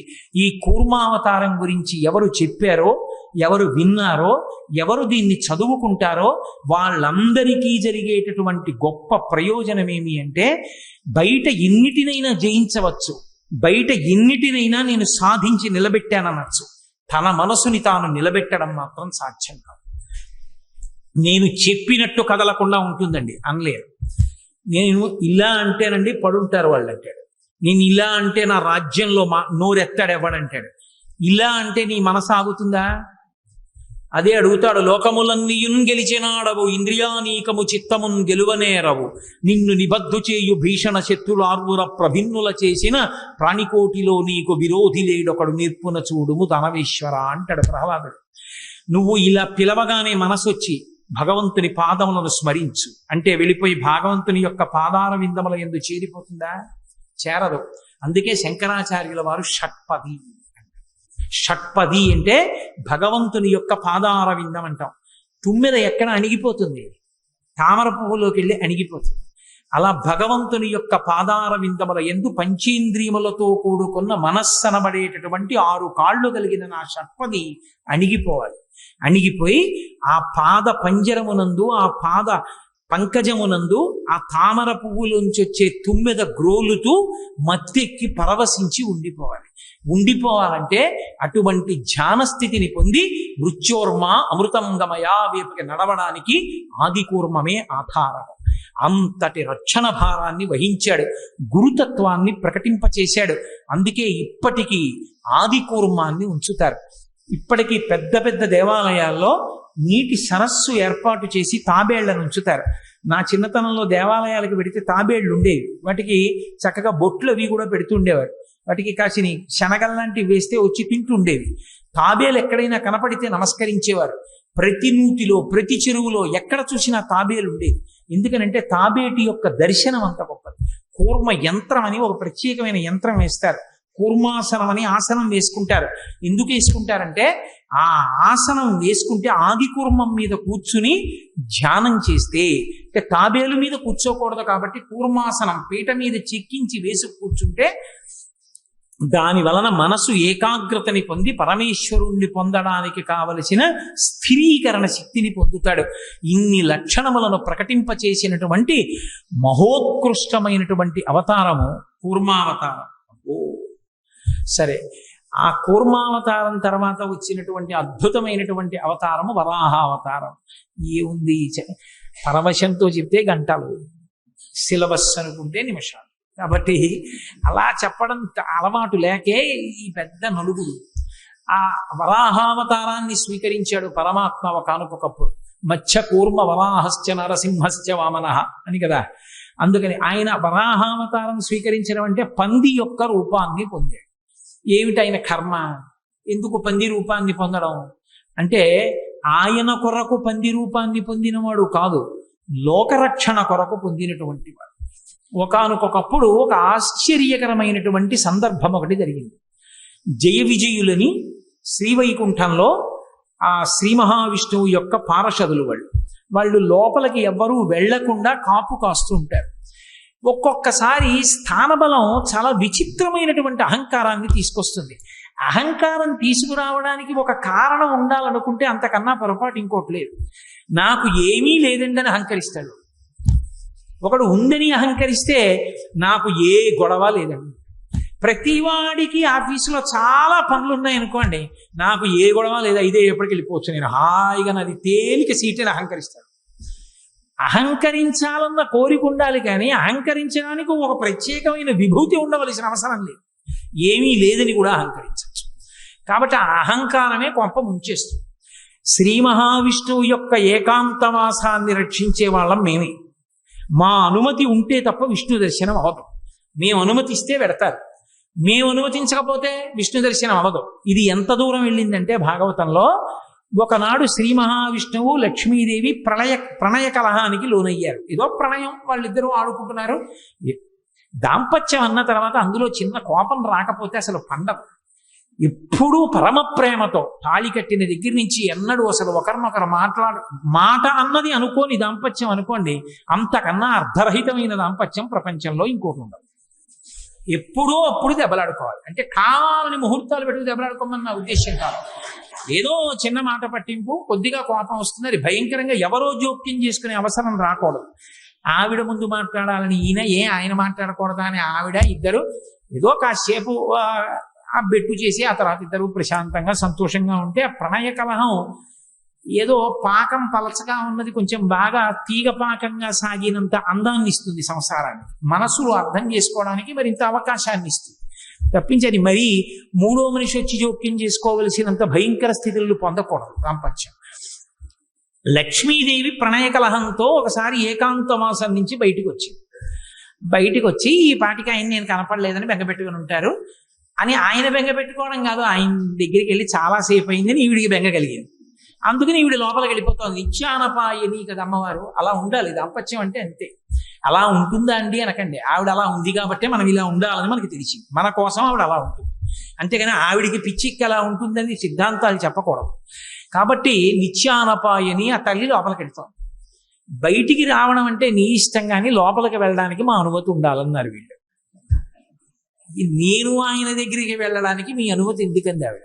స్వామి విశ్రాంతి తీసుకుంటున్నారేమో, ఇప్పుడు మీరు వెళ్ళి మళ్ళీ గొడవ చేస్తే బాగుండదు, మీరు ఇప్పుడే కోపంగా బయటకు వచ్చారు, మళ్ళీ వెళ్ళి ఆయన శాంతి భంగం చేస్తారు, వీలు లేదన్నారు. ఆవిడే లక్ష్మి. లక్ష్మి అన్న మాటకు అర్థం ఏంటంటే లక్ష్మ, గుర్తు, గుర్తు బట్టి లక్ష్మి. అందరికీ టేబుల్ మీద నేమ్ ప్లేట్ ఉంటే ఒక ఆయనకి గది బయట నేమ్ ప్లేట్ బయట లోపలికి పంపించడానికి మనిషి ఉన్నాడు అనుకోండి, ఆయన లక్ష్మి గొప్పది, టేబుల్ మీద బోర్డు ఉన్నవాడి లక్ష్మి కన్నా. లక్ష్మ గుర్తు చేత తెలియబడతాడు. ఒక ఆయన కారు దిగితే ఇలా అడ్డంగా ఓ పెద్ద రాగి ప్లేట్ కూడా వేసుకొని ఒక ఆయన కూడా వెంట దిగి వస్తుంటాడు అనుకోండి, ఇంకా పెద్దవాడని గుర్తు.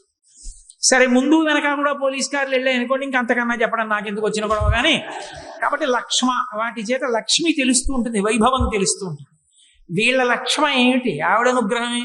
శ్రీ మహావిష్ణువు ఉన్నటువంటి ఏకాంతవాసం బయట కాపలా కాయగలిగినటువంటి లక్ష్మి ఆవిడ అనుగ్రహం.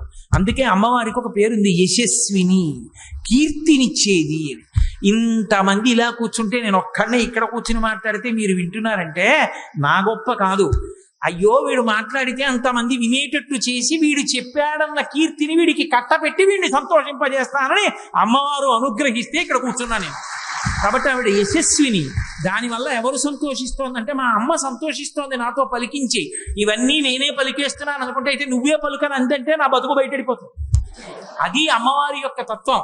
కీర్తినిచ్చింది ఆవిడ. జయ విజయులుగా ఉండండిరా అంది ఆవిడ. ఉండండిరా అంటే నువ్వే లోపలికి వెళ్ళొద్దన్నారు వాళ్ళు. ఆవిడంది మీ లక్ష్మి తొలగిపోతుంది. మీ లక్ష్మి తొలగిపోతుందంటే ఓ కారణం రావాలిగా. అందుకు వెనకాల వచ్చారు సనక సనందనాలు. వాళ్ళు ఎప్పుడూ బాలురుగా ఉంటారు. ఎప్పుడూ బాలురుగా ఉంటారంటే బాలురైన వారికి ఓ రక్షణ ఉంటుంది. తమ రక్షణ తాము చూసుకోరు. ఏ ఇబ్బంది వచ్చినా అమ్మానో నాన్నగారండి అనో అరుస్తారంతే. వాళ్ళు ఎప్పుడూ భగవంతుడినే చూస్తారు. మహాజ్ఞానులు వాళ్ళు. అందుకని వాళ్ళు శ్రీ మహావిష్ణు దర్శనానికి వస్తున్నారు. వస్తుంటే మరి లక్ష్మి శాపం ఉంది కదా, పోవాలి వీళ్ళకి పదవి. అందుకని వీళ్ళు వాళ్ళని అడ్డగించారు. వాళ్ళని అడ్డగిస్తే వాళ్ళు అన్నారు, మాకు విష్ణువుకి అరమరికలు లేవు, మేము ఎప్పుడైనా వెళ్ళి దర్శనం చేసుకోగలిగిన వాళ్ళం. ఈ అహంకారం అప్పుడే ఉందని మీరు అనుకుంటున్నారేమో. ఆ అహంకారం అప్పటి నుంచి ఇప్పటి వరకు ఎప్పటి వరకు కూడా ఉంటుంది. త్యాగరాజస్వామి అంతటి వారు వెంకటాచలం పెడితే తెర వేసి ఇప్పుడు కాదు రేపు రా అన్నారు. త్యాగరాజస్వామి ఆయన అక్కడే కూర్చుని తెరదీయగరాదా అని కీర్తన చేశారు. తాళాలు వేసుకుందామని అర్చకుడు అనుకుంటే తలుపులు తెరుచుకుని తెర తీసుకుని వెంకటేశ్వర స్వామి గారు దర్శనం ఇచ్చారు. బుద్ధి వచ్చి లెంపలు వేసుకుని కాళ్ళ మీద పడ్డాడు. తరిగొండ వెంగమాంబ గారి విషయంలో అదే అయింది. ఎంతో మంది మహాభక్తుల విషయంలో వాళ్ళ దర్శనానికి అడ్డొస్తే వాళ్ళని పక్కకి తీసి పరమేశ్వరుడు దర్శనం ఇచ్చాడు. ఎన్నో శివాలయాల్లో నందీశ్వరుడు పక్కకి వెళ్ళిపోయాడు. నాకు దర్శనం అవ్వాలి, నా భక్తుడు వచ్చాడు అడ్డుగా ఉన్నావు లే నంది అంటే పక్కకి వెళ్ళిపోయాడు. ఇప్పటికీ ఆ దేవాలయాల్లో నంది పక్కకుండి భగవంతుడి భక్తులు దర్శనం చేసుకునే అవకాశం ఇచ్చాడు. భగవంతుణ్ణి చూడాలని భక్తుల ఆర్తి ఎంత ఉంటుందో పరమభాగవతోత్తముడైన వాడిని చూడాలని భగవంతుని యొక్క ఆర్తి అలా ఉంది. కాబట్టి ఇప్పుడు మేము లోపలికి వెళ్ళడానికి అనుమతి ఏమిటయా? ఆయన మా కోసం ఎదురు చూస్తాడు, మేము ఆయన కోసం ఎదురు చూస్తాం, మేము స్వేచ్ఛగా వెళ్ళొచ్చు, తప్పు చేస్తున్నారు వడ్డకండి అన్న. వీల్లేదు, మీరు వెళ్ళడానికి వీల్లేదు, మా అనుమతి ఉండవలసింది అన్నారు. మీ అనుమతి ఉండవలసిందేనా? మీరు ధూర్తతనంతో ప్రవర్తించారు, మీ యొక్క పరిధిని అతిక్రమించారు, అందుకని ఈ పదవికి మీరు పనికిరారు, మీరు ఈ పదవిని విడిచిపెట్టి భూలోకంలో రాక్షస యోనుల యందు పుట్టండి అని శపించారు. వీళ్ళు పెద్ద అలజడి చేస్తూ అయ్యో నా పదవులు పోయాయి, మాకు శాపవాక్కు విడిచిపెట్టారు, ఎలా పోతుందని పెద్ద బాధలు పడి కేకలు వేస్తూ వాళ్ళ కాళ్ళ మీద పడ్డారు. శ్రీ మహావిష్ణువు బయటకు వచ్చారు. స్థితికారుని యందు ఒక ప్రజ్ఞ ఉండాలి. స్థితికారుడు అంటే పరిపాలనాంశ ఉన్నవాడు. విష్ణువు పరిపాలనాంశ. ఒక్కొక్కసారి పని చేయించుకునేటప్పుడు ఇలా చూపించి చేయించాలి. ఒక్కొక్కసారి మీరు తప్ప ఇది ఇంత బాగా ఎవరు చేయరు, అందుకు మీకు అప్పచెప్తున్నాను అన్నారు. ఒక్కొక్కసారి మీకు ఇంక్రిమెంట్ రాద్దాం అనుకుంటున్నానండి, మీరు చేసే పని చూసి ఎంత బాగా చేస్తారంటే ముందు రోజు చెప్పి 3 రోజులు పోయాక పెద్ద పని అప్పచెప్పాలి. ఒకసారి బతిమాలి చేయించుకోసారి, ఒక్కొక్కసారి చూపుడు వేలు చూపించి పని చేయించుకోవాలి. అంతేగాని అస్తమానం అధికారం ఉందని చూపుడు వేలు చూపిస్తారంటే వాడు సమయం చూసి సెలవు పెడతాడు, అప్పుడు లేనిపోని ప్రమాదాలు వస్తాయి. అందుకని స్థితికారుడు పరిపాలనాంశలో ఉన్నవాడు ఎలా ఉండాలో అలాగే ఉంటారు విష్ణువు. అందుకే అన్ని వేళలా పెత్తనంతో ఉండరు. భృగు వచ్చి వక్షస్థలం మీద తంతే ఏమీ తెలియని వాళ్ళ అయ్యో పాపం మీ కాలు నొచ్చుకుందేమో అని కాలు పడుతున్నట్టుగా అరికాల్లో ఉన్న కన్ను నొక్కేస్తారు. అది స్థితికార లక్షణం అంటారు. అంటే పరిపాలనాంశయందున్న వాడికి అది తెలిసి ఉండాలి తప్ప నేను అధికారిని అంటే లేనిపోని ఉపద్రవాలన్నీ వస్తాయి. కాబట్టి ఇప్పుడు ఆయన ఏమీ ఎరగని వాళ్ళ బయటకు వచ్చాడు. సర్వజ్ఞుడు, ఆయనకి తెలియదా ఏమైంది, ఎందుకు అరుస్తున్నారన్నారు. జగవిజయులు అన్నారు, అయ్యా మేము ఇలా శాపం ఇచ్చాం, మా ఎందు ఏమైనా దోషం ఉందా అని అడిగారు. మీ ఎందు ఏం దోషం లేదు అని జయవిజయుల వంక చూసి, ఇన్నాళ్ల నుంచి పని చేస్తున్నాం, ఒక్క తప్పు చేస్తే వాళ్ళు చెప్పిస్తే మమ్మల్ని వెనకేసుకు రాలేదు మా బాస్ అని అనుకోవచ్చు కదూ. అందుకని ఆయన ఒక గొప్ప సిద్ధాంతాన్ని చెప్పారు. తనువున పుట్టినట్టి బెడిదంబకు కొష్ట మహాగదంబు చేవనరితదీయ చర్మము వివర్ణత నొందిన రీతి భృత్యులొప్పని పని చేసినన్ విభుని బంధుర చారు యశంబు పేరు పెంపును చెడిపోయి దుర్యశము పొందుచునందురు విష్టపంబులన్. అసలు ఈ శరీరం ఉంటుంది, ఈ శరీరం ఒకడికి ఏదో కొంచెం నల్లగా ఉంది, ఆయన తెల్లగా ఉండాలని కోరిక. ఈలోగా కుష్ఠవ్యాధి వచ్చింది, కుష్ఠవ్యాధి వచ్చి తెల్లటి మచ్చలు వచ్చాయి. అబ్బా ఎలాగో తెల్లగా అవ్వలేకపోయాను కానీ ఎంత బాగుందో, తెల్ల మచ్చలు వచ్చినట్టు పెట్టుకున్నాను అనుకోండి, వేళ్ళు ఊడిపోతాయి. తనువున పుట్టినట్టి బెడదంబకు కుష్ఠ మహాగదంబు చేవనరితదీయ చర్మము వివర్ణత నొందిన రీతి, తన శరీరంలోనే పుట్టిన కుష్ఠవ్యాధి తన శరీరంలోనే పుళ్ళు పుట్టి చీవు నెత్తురు కారి పురుగులు వాలేట్టు చేసినట్టు భృత్యులొప్పని పని చేసిన నా భృత్యులే కదా అని తప్పు చేసినా వెనకేసుకు రావడం అలవాటైతే, ప్రభువు యొక్క బంధుర చారు యశంబు పేరు పెంపును చెడిపోయి దుర్యశము పొందుతునందురు విష్టపంబులన్. అర్థం పర్థం లేకుండా ఎన్ని తప్పులు చేసినా వెనకేసుకు రావడం అలవాటైపోయిన ప్రభువు చిట్ట చివరికి అపకీర్తిని పొందుతాడు. తప్పు చేస్తే తప్పు చేశామని చెప్పవలసిందే, లేకపోతే నా ధర్మం పోతుంది. వాళ్ళకి అవమానం జరిగింది, అవమానం జరగడానికి కారణం మీరు నా భృత్యులని వెనకేసుకొస్తే నా ఒంట్లో పుట్టిన కుష్ఠరోగాన్ని అట్టిపెట్టుకున్నవాడిని అవుతాను. ఇప్పుడు నేను మిమ్మల్ని వెనకేసుకు రాకపోతే మీకు బుద్ధి వస్తుంది, లోకానికి బుద్ధి వస్తుంది, తెలుసుకుంటారు అహంకారం ఎంత ప్రమాదకరమో. కాబట్టి అనుభవించవలసిందే. మీరు 3 జన్మలు రాక్షస యోనుల యందు పుట్టండి. 3 జన్మల రాక్షస యోనుల యందు పుట్టి వాళ్ళని నిగ్రహించిన పాపం పోయిన తరువాత నా చేతిలోనే సంహరింపబడి తిరిగి మీ స్థానములను మీరు అలంకరిస్తారు. అప్పుడు మీకు ఈ అహంకారం పోతుంది. అహంకారం పోవడం అంటే అంత తేలికండి. అహంకారం పోవడానికి ఎన్ని అవతారాలైనా స్వీకరించవలసి వచ్చిందో చూడండి. తప్పు వాళ్ళది, అవతారాలు ఆయన. సీతమ్మ తల్లిని పోగొట్టుకుని ఒక అవతారం, శిశుపాల దంతభక్తుల్ని చంపడానికి కృష్ణ భగవానుడిగా శిశుపాలుడితో రాజ్యం సభలో నానా మాటలు అనిపించుకుని ఒక అవతారం. ఇన్ని అవతారాలు ఎత్తి మళ్ళీ తన భృత్యుల్ని తాను తెచ్చుకున్నాడు. ఎంత దయ కలిగినటువంటి స్వామి అవతారంలో. కాబట్టి ఇప్పుడు వాళ్ళు రాక్షస యోనుల యందు జన్మించాలి. వాళ్ళు రాక్షస యోనుల యందు జన్మించడానికి యోగ్యమైన కారణం ఒకటి కల్పింపబడాలి. ఒకనాడు కశ్యప ప్రజాపతి ప్రదోష వేళలో జపం చేసుకుని అగ్నికార్యం చేసుకుంటున్నాడు.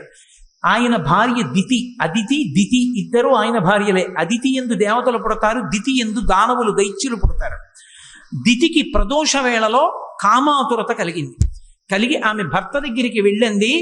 మా తండ్రి తన కుమార్తెలందరినీ నీకు భార్యలుగా ఇచ్చాడు, అందరికీ సంతానం కలిగింది, నాకు సంతానం కలగలేదు. ఎక్కడైనా కులస్త్రీ తన భర్త వలన సంతానాన్ని పొందాలి అని కోరుకుంటుంది అని ఒక అద్భుతమైన మాట చెప్పింది. ఆవిడంది, ఏమయ్యా అసలు దీపించిన దీపముచే దీపము 2 కాక సికి 1 అయ్యున్ అంది. భర్త యొక్క తేజస్సే భార్య యందు ప్రవేశించి మళ్ళీ కొడుకుగా పుడుతుంది. ఈ పుట్టిన కొడుకు ఎవరు? భర్త యొక్క తేజస్సే. కాబట్టి భర్తయే మళ్ళీ కొడుకు రూపంలో ఆమె శరీరంలోంచి బయటికి వస్తాడు. అది ఆడదాని హక్కు, భార్య యొక్క హక్కు. దాన్ని కాదు అనడం ఎలా? కాబట్టి నువ్వు నన్ను అనుగ్రహించి నాకు సుఖాన్ని ప్రసాదించి నేను తల్లిని అయ్యేటట్టుగా అనుగ్రహించు అందాడు. అంటే ఆయన అన్నాడు, తప్పకుండా ఇది కోరరాని కోరిక కాదు, ఒక భార్య భర్తని అడగవలసిన కోరిక. కానీ సమయం అనే ఒక మాట ఉంది కదా లోకంలో. ధర్మం దేన్ని ఆశ్రయించి ఉంటుంది అంటే కాలాన్ని కూడా ఆశ్రయించి ఉంటుంది. ఏ కాలమునందు ఏ పని చెయ్యాలో ఆ పని చెయ్యాలి తప్ప ఏ కాలమునందు ఏ పని చెయ్యకూడదో ఆ పని చెయ్యకూడదు.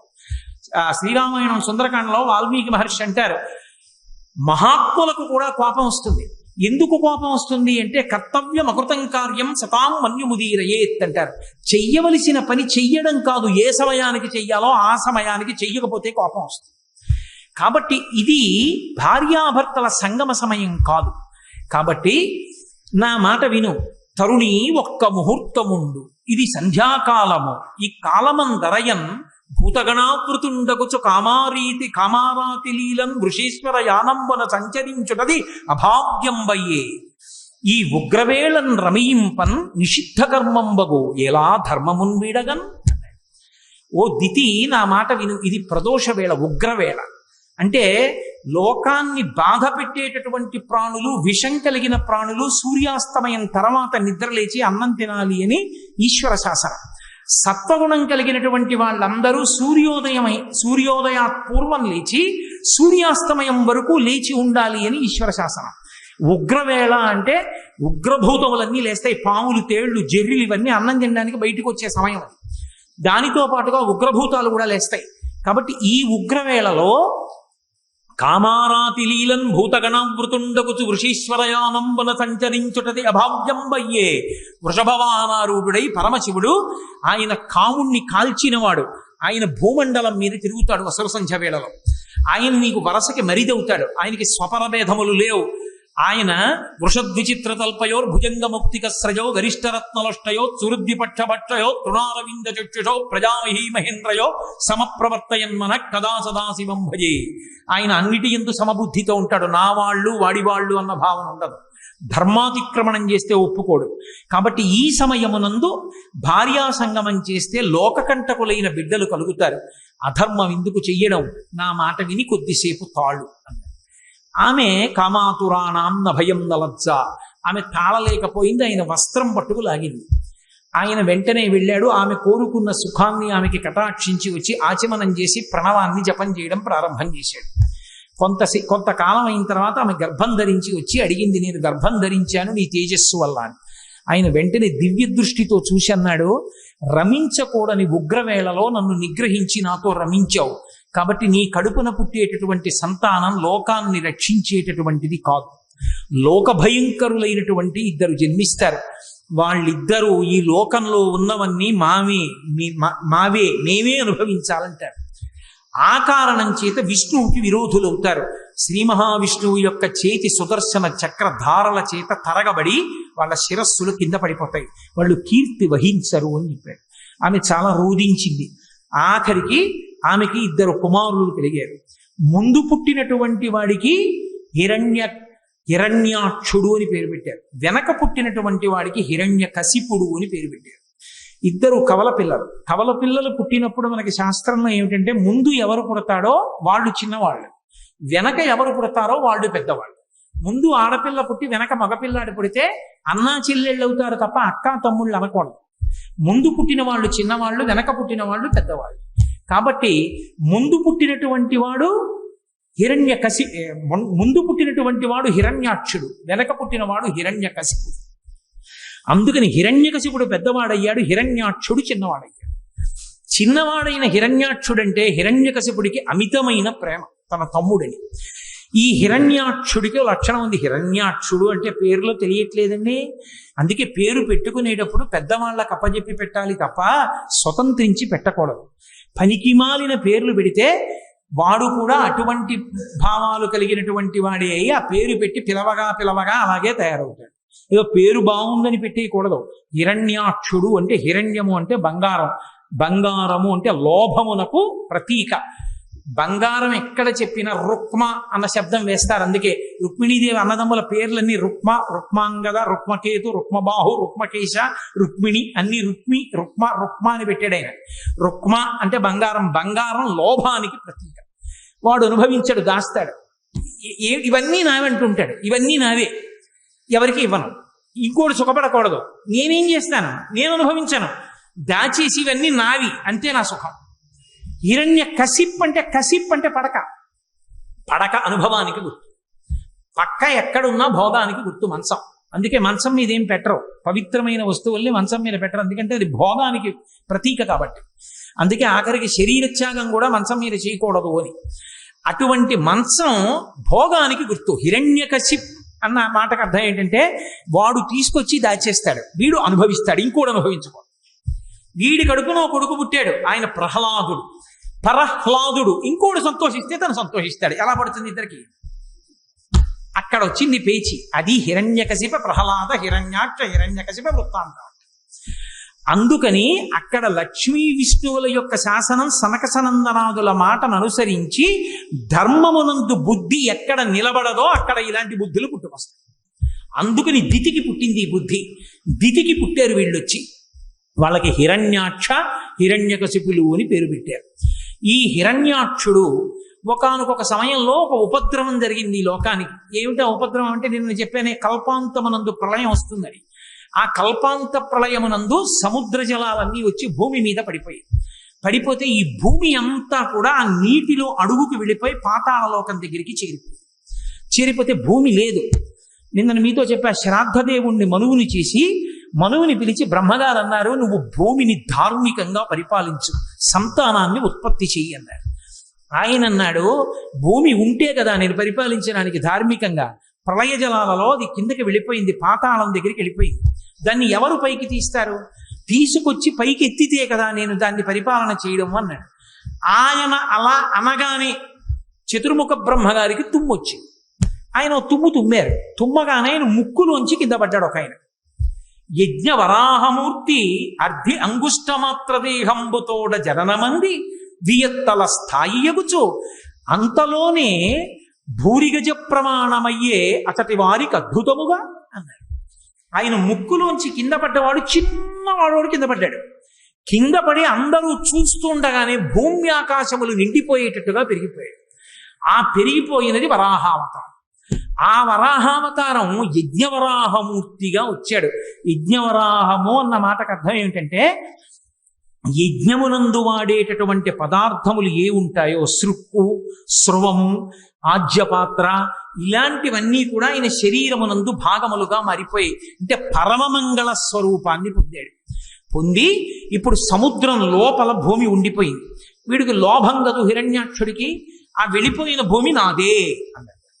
అని ఎవరూ అక్కడికి రావడానికి వీల్లేదు, ఇదంతా నాదే అన్నాడు. లోభ బుద్ధి అంటే అంతే, ఎక్కడ ఏం ఉండనివ్వండి. ఎందుకు పనికి వస్తుందండి అని అడిగారు అనుకోండి, ఎక్కడికో వెళ్ళి ఏమిటో 150 ఎకరాలు కొన్నానంటాడు బీడు. ఎందుకు అన్నారు అనుకోండి, చాలా చిత్రమైనటువంటి ఉంటాయి. అక్కడ ఓ మేడ కడితే ఓ 10 మంది బతుకుతారు. ఈ పాడుపడిన ఇల్లు అమ్మబడదు, ఇది ఫలానా వారికి చెందునో బోర్డు పెడతాడు.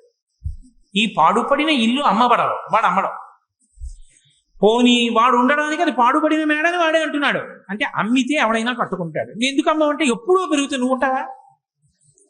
ఇప్పుడు అమ్మితే పోనీ 10 మంది మేడ ఉంటుందిగా, ఈ తర్వాత వాళ్ళకి పోనీ ఆ డబ్బు పెరుగుతుందిగా, ఇవ్వవయా అంటే ఇవ్వడు సరిగదా బోర్డు పెడతాడు, అమ్మబడదు.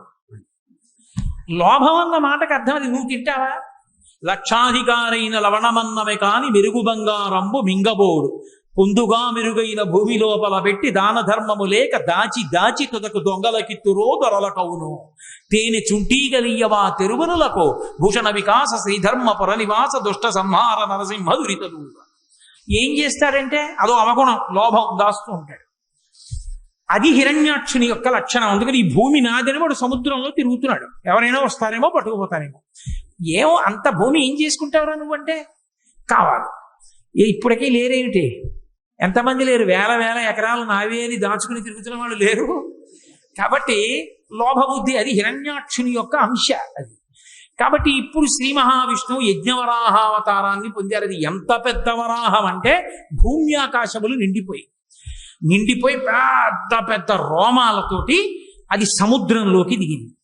సముద్రంలోకి దిగితే ఓ చమత్కారం జరిగింది. దిగి భూమి ఎక్కడ ఉంది అని ఆయన ముట్టి పెట్టి వెతుకుతున్నాడు ఇలాగ పైకెత్తుదామని. ఈ ముట్టి పెట్టి వెతుకుతూ ఉంటే ఆ సముద్రంలో ఉన్న నీళ్ళన్నీ రోమకూపాల్లోకి వెళ్ళిపోయాయి.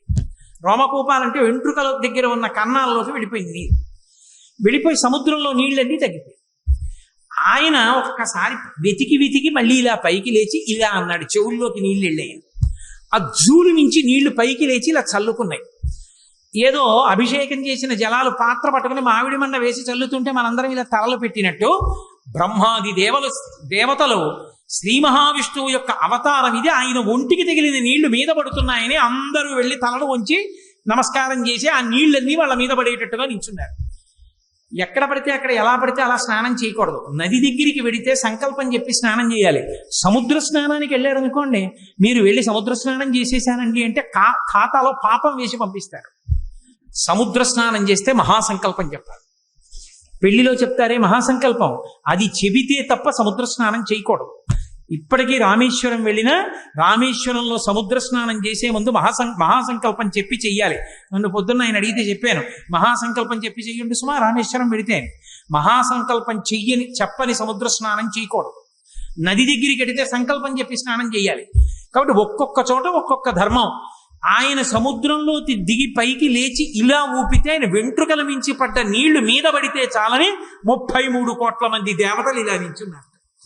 లీలాశుకుడు అన్నాడు కృష్ణకర్ణామృతంలో, యద్రోమరంధ్ర పరిపూర్తి విధావదక్షౌ వారాహ జన్మని బభూవ రమీ సముద్రాః తం నామనాథమరవింద దళం యశోదా పాణిద్వయంతర జలై సభయాం బభూవా అన్నాడు.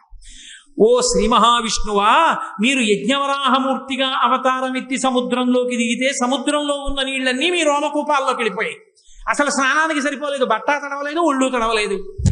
అదే మీరు శ్రీకృష్ణ పరమాత్మగా వస్తే నా మోచెయ్యంతుండి ఆ గోపకాంత తొడల మీద పడుకోబెట్టుకుని ఆ యశోదాదేవి ఇలా దోషిటితో నీళ్లు తీసి మీ ఒంటి మీద పోస్తే పాణిద్వయాంతర జలై స్నపయాం బభూవ. ఆ గోపకాంత అయిన యశోదాదేవి దోసిట్లో నీళ్లు మీ ఒంటి మీద పోసుకోవడానికి సరిపోయాయి. ఎంత విచిత్రమయ్యా! ఒక అవతారంలో సముద్ర జలాలు సరిపోలేదు, ఒక అవతారంలో ఒక గోపకాంత దోసిట్లో నీళ్లు సరిపోయాయి. మహానుభావ, ఏదైనా నీకే చెల్లింది. అలా సముద్ర జలాలన్నీ ఆయన శరీరంలోకి వెళ్ళిపోయాయి. వెంటనే ఆయన ముట్టితో తడిమి పాతాళంతో కలిసిపోయి ఉన్నటువంటి భూమిని పైకెత్తి తన దంస్ట్ర మీద నిలబెట్టాడు. కోర మీద నిలబెట్టి పైకెత్తి భూమిని తీసుకొస్తున్నాడు సముద్ర జలాలలోంచి.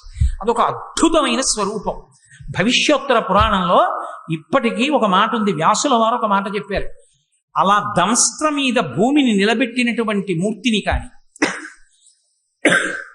వెంకటాచలంలో ఉన్న మూర్తి అపురూపమూర్తి, ఏదో భార్యాభర్తలు గుసగుసలాడుకుంటున్నట్టు ఉంటుంది. స్వామివారు ఇలా ఉంటే లక్ష్మీదేవి ఇలా ఉంటుంది వక్షస్థలం మీద అడ్డంగా. ఆమె చెవు ఇలా ఉందేమో, ఆమె చెవి అయ్యవారి నోటి దగ్గరికి వస్తుంది.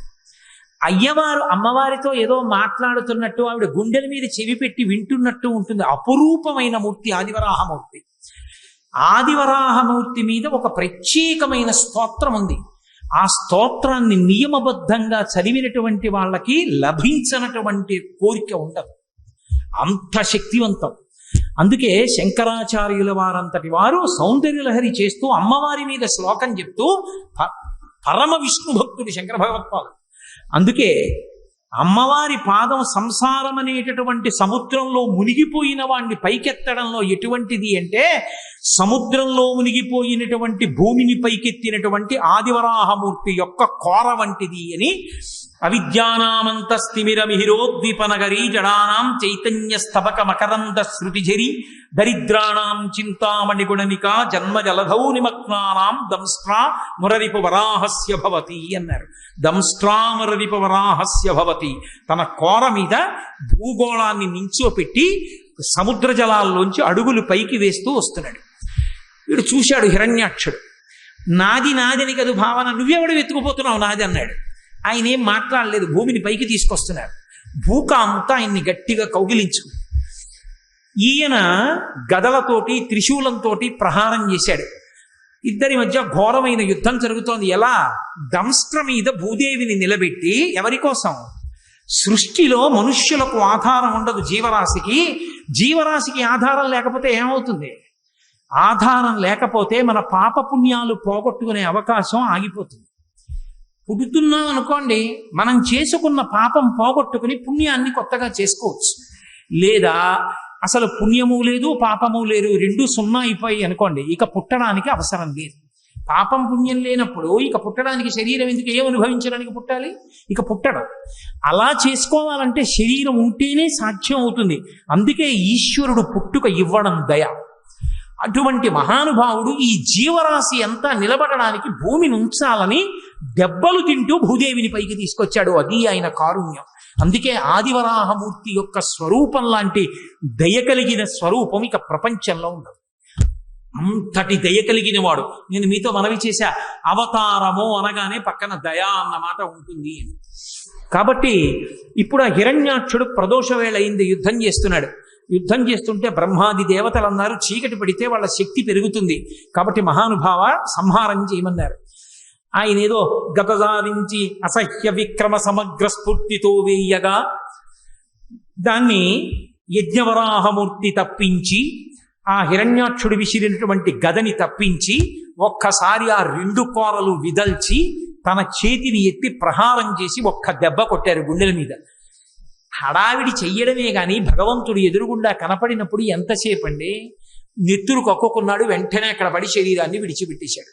అక్కడతో హిరణ్యాక్షుని యొక్క సంహారం పూర్తయిపోయింది.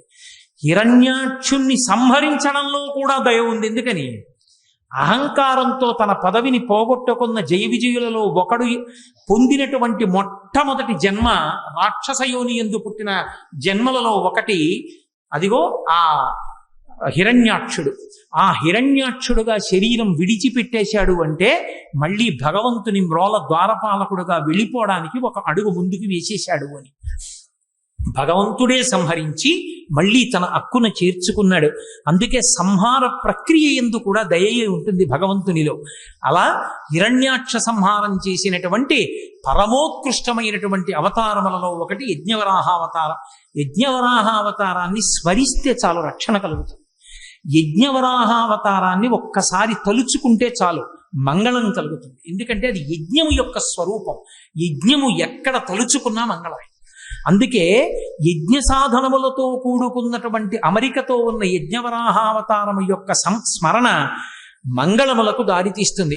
అందుకే ఒక్కసారి యజ్ఞవరాహమూర్తిని తెలుసుకుని నమస్కారం చేస్తే చాలు. పోతన గారి జీవితంలో ఒక అద్భుతమైన ఘట్టం. పోతన గారు పర్ణశాలలో కూర్చుని భాగవతాన్ని ఆంధ్రీకరిస్తున్నారు.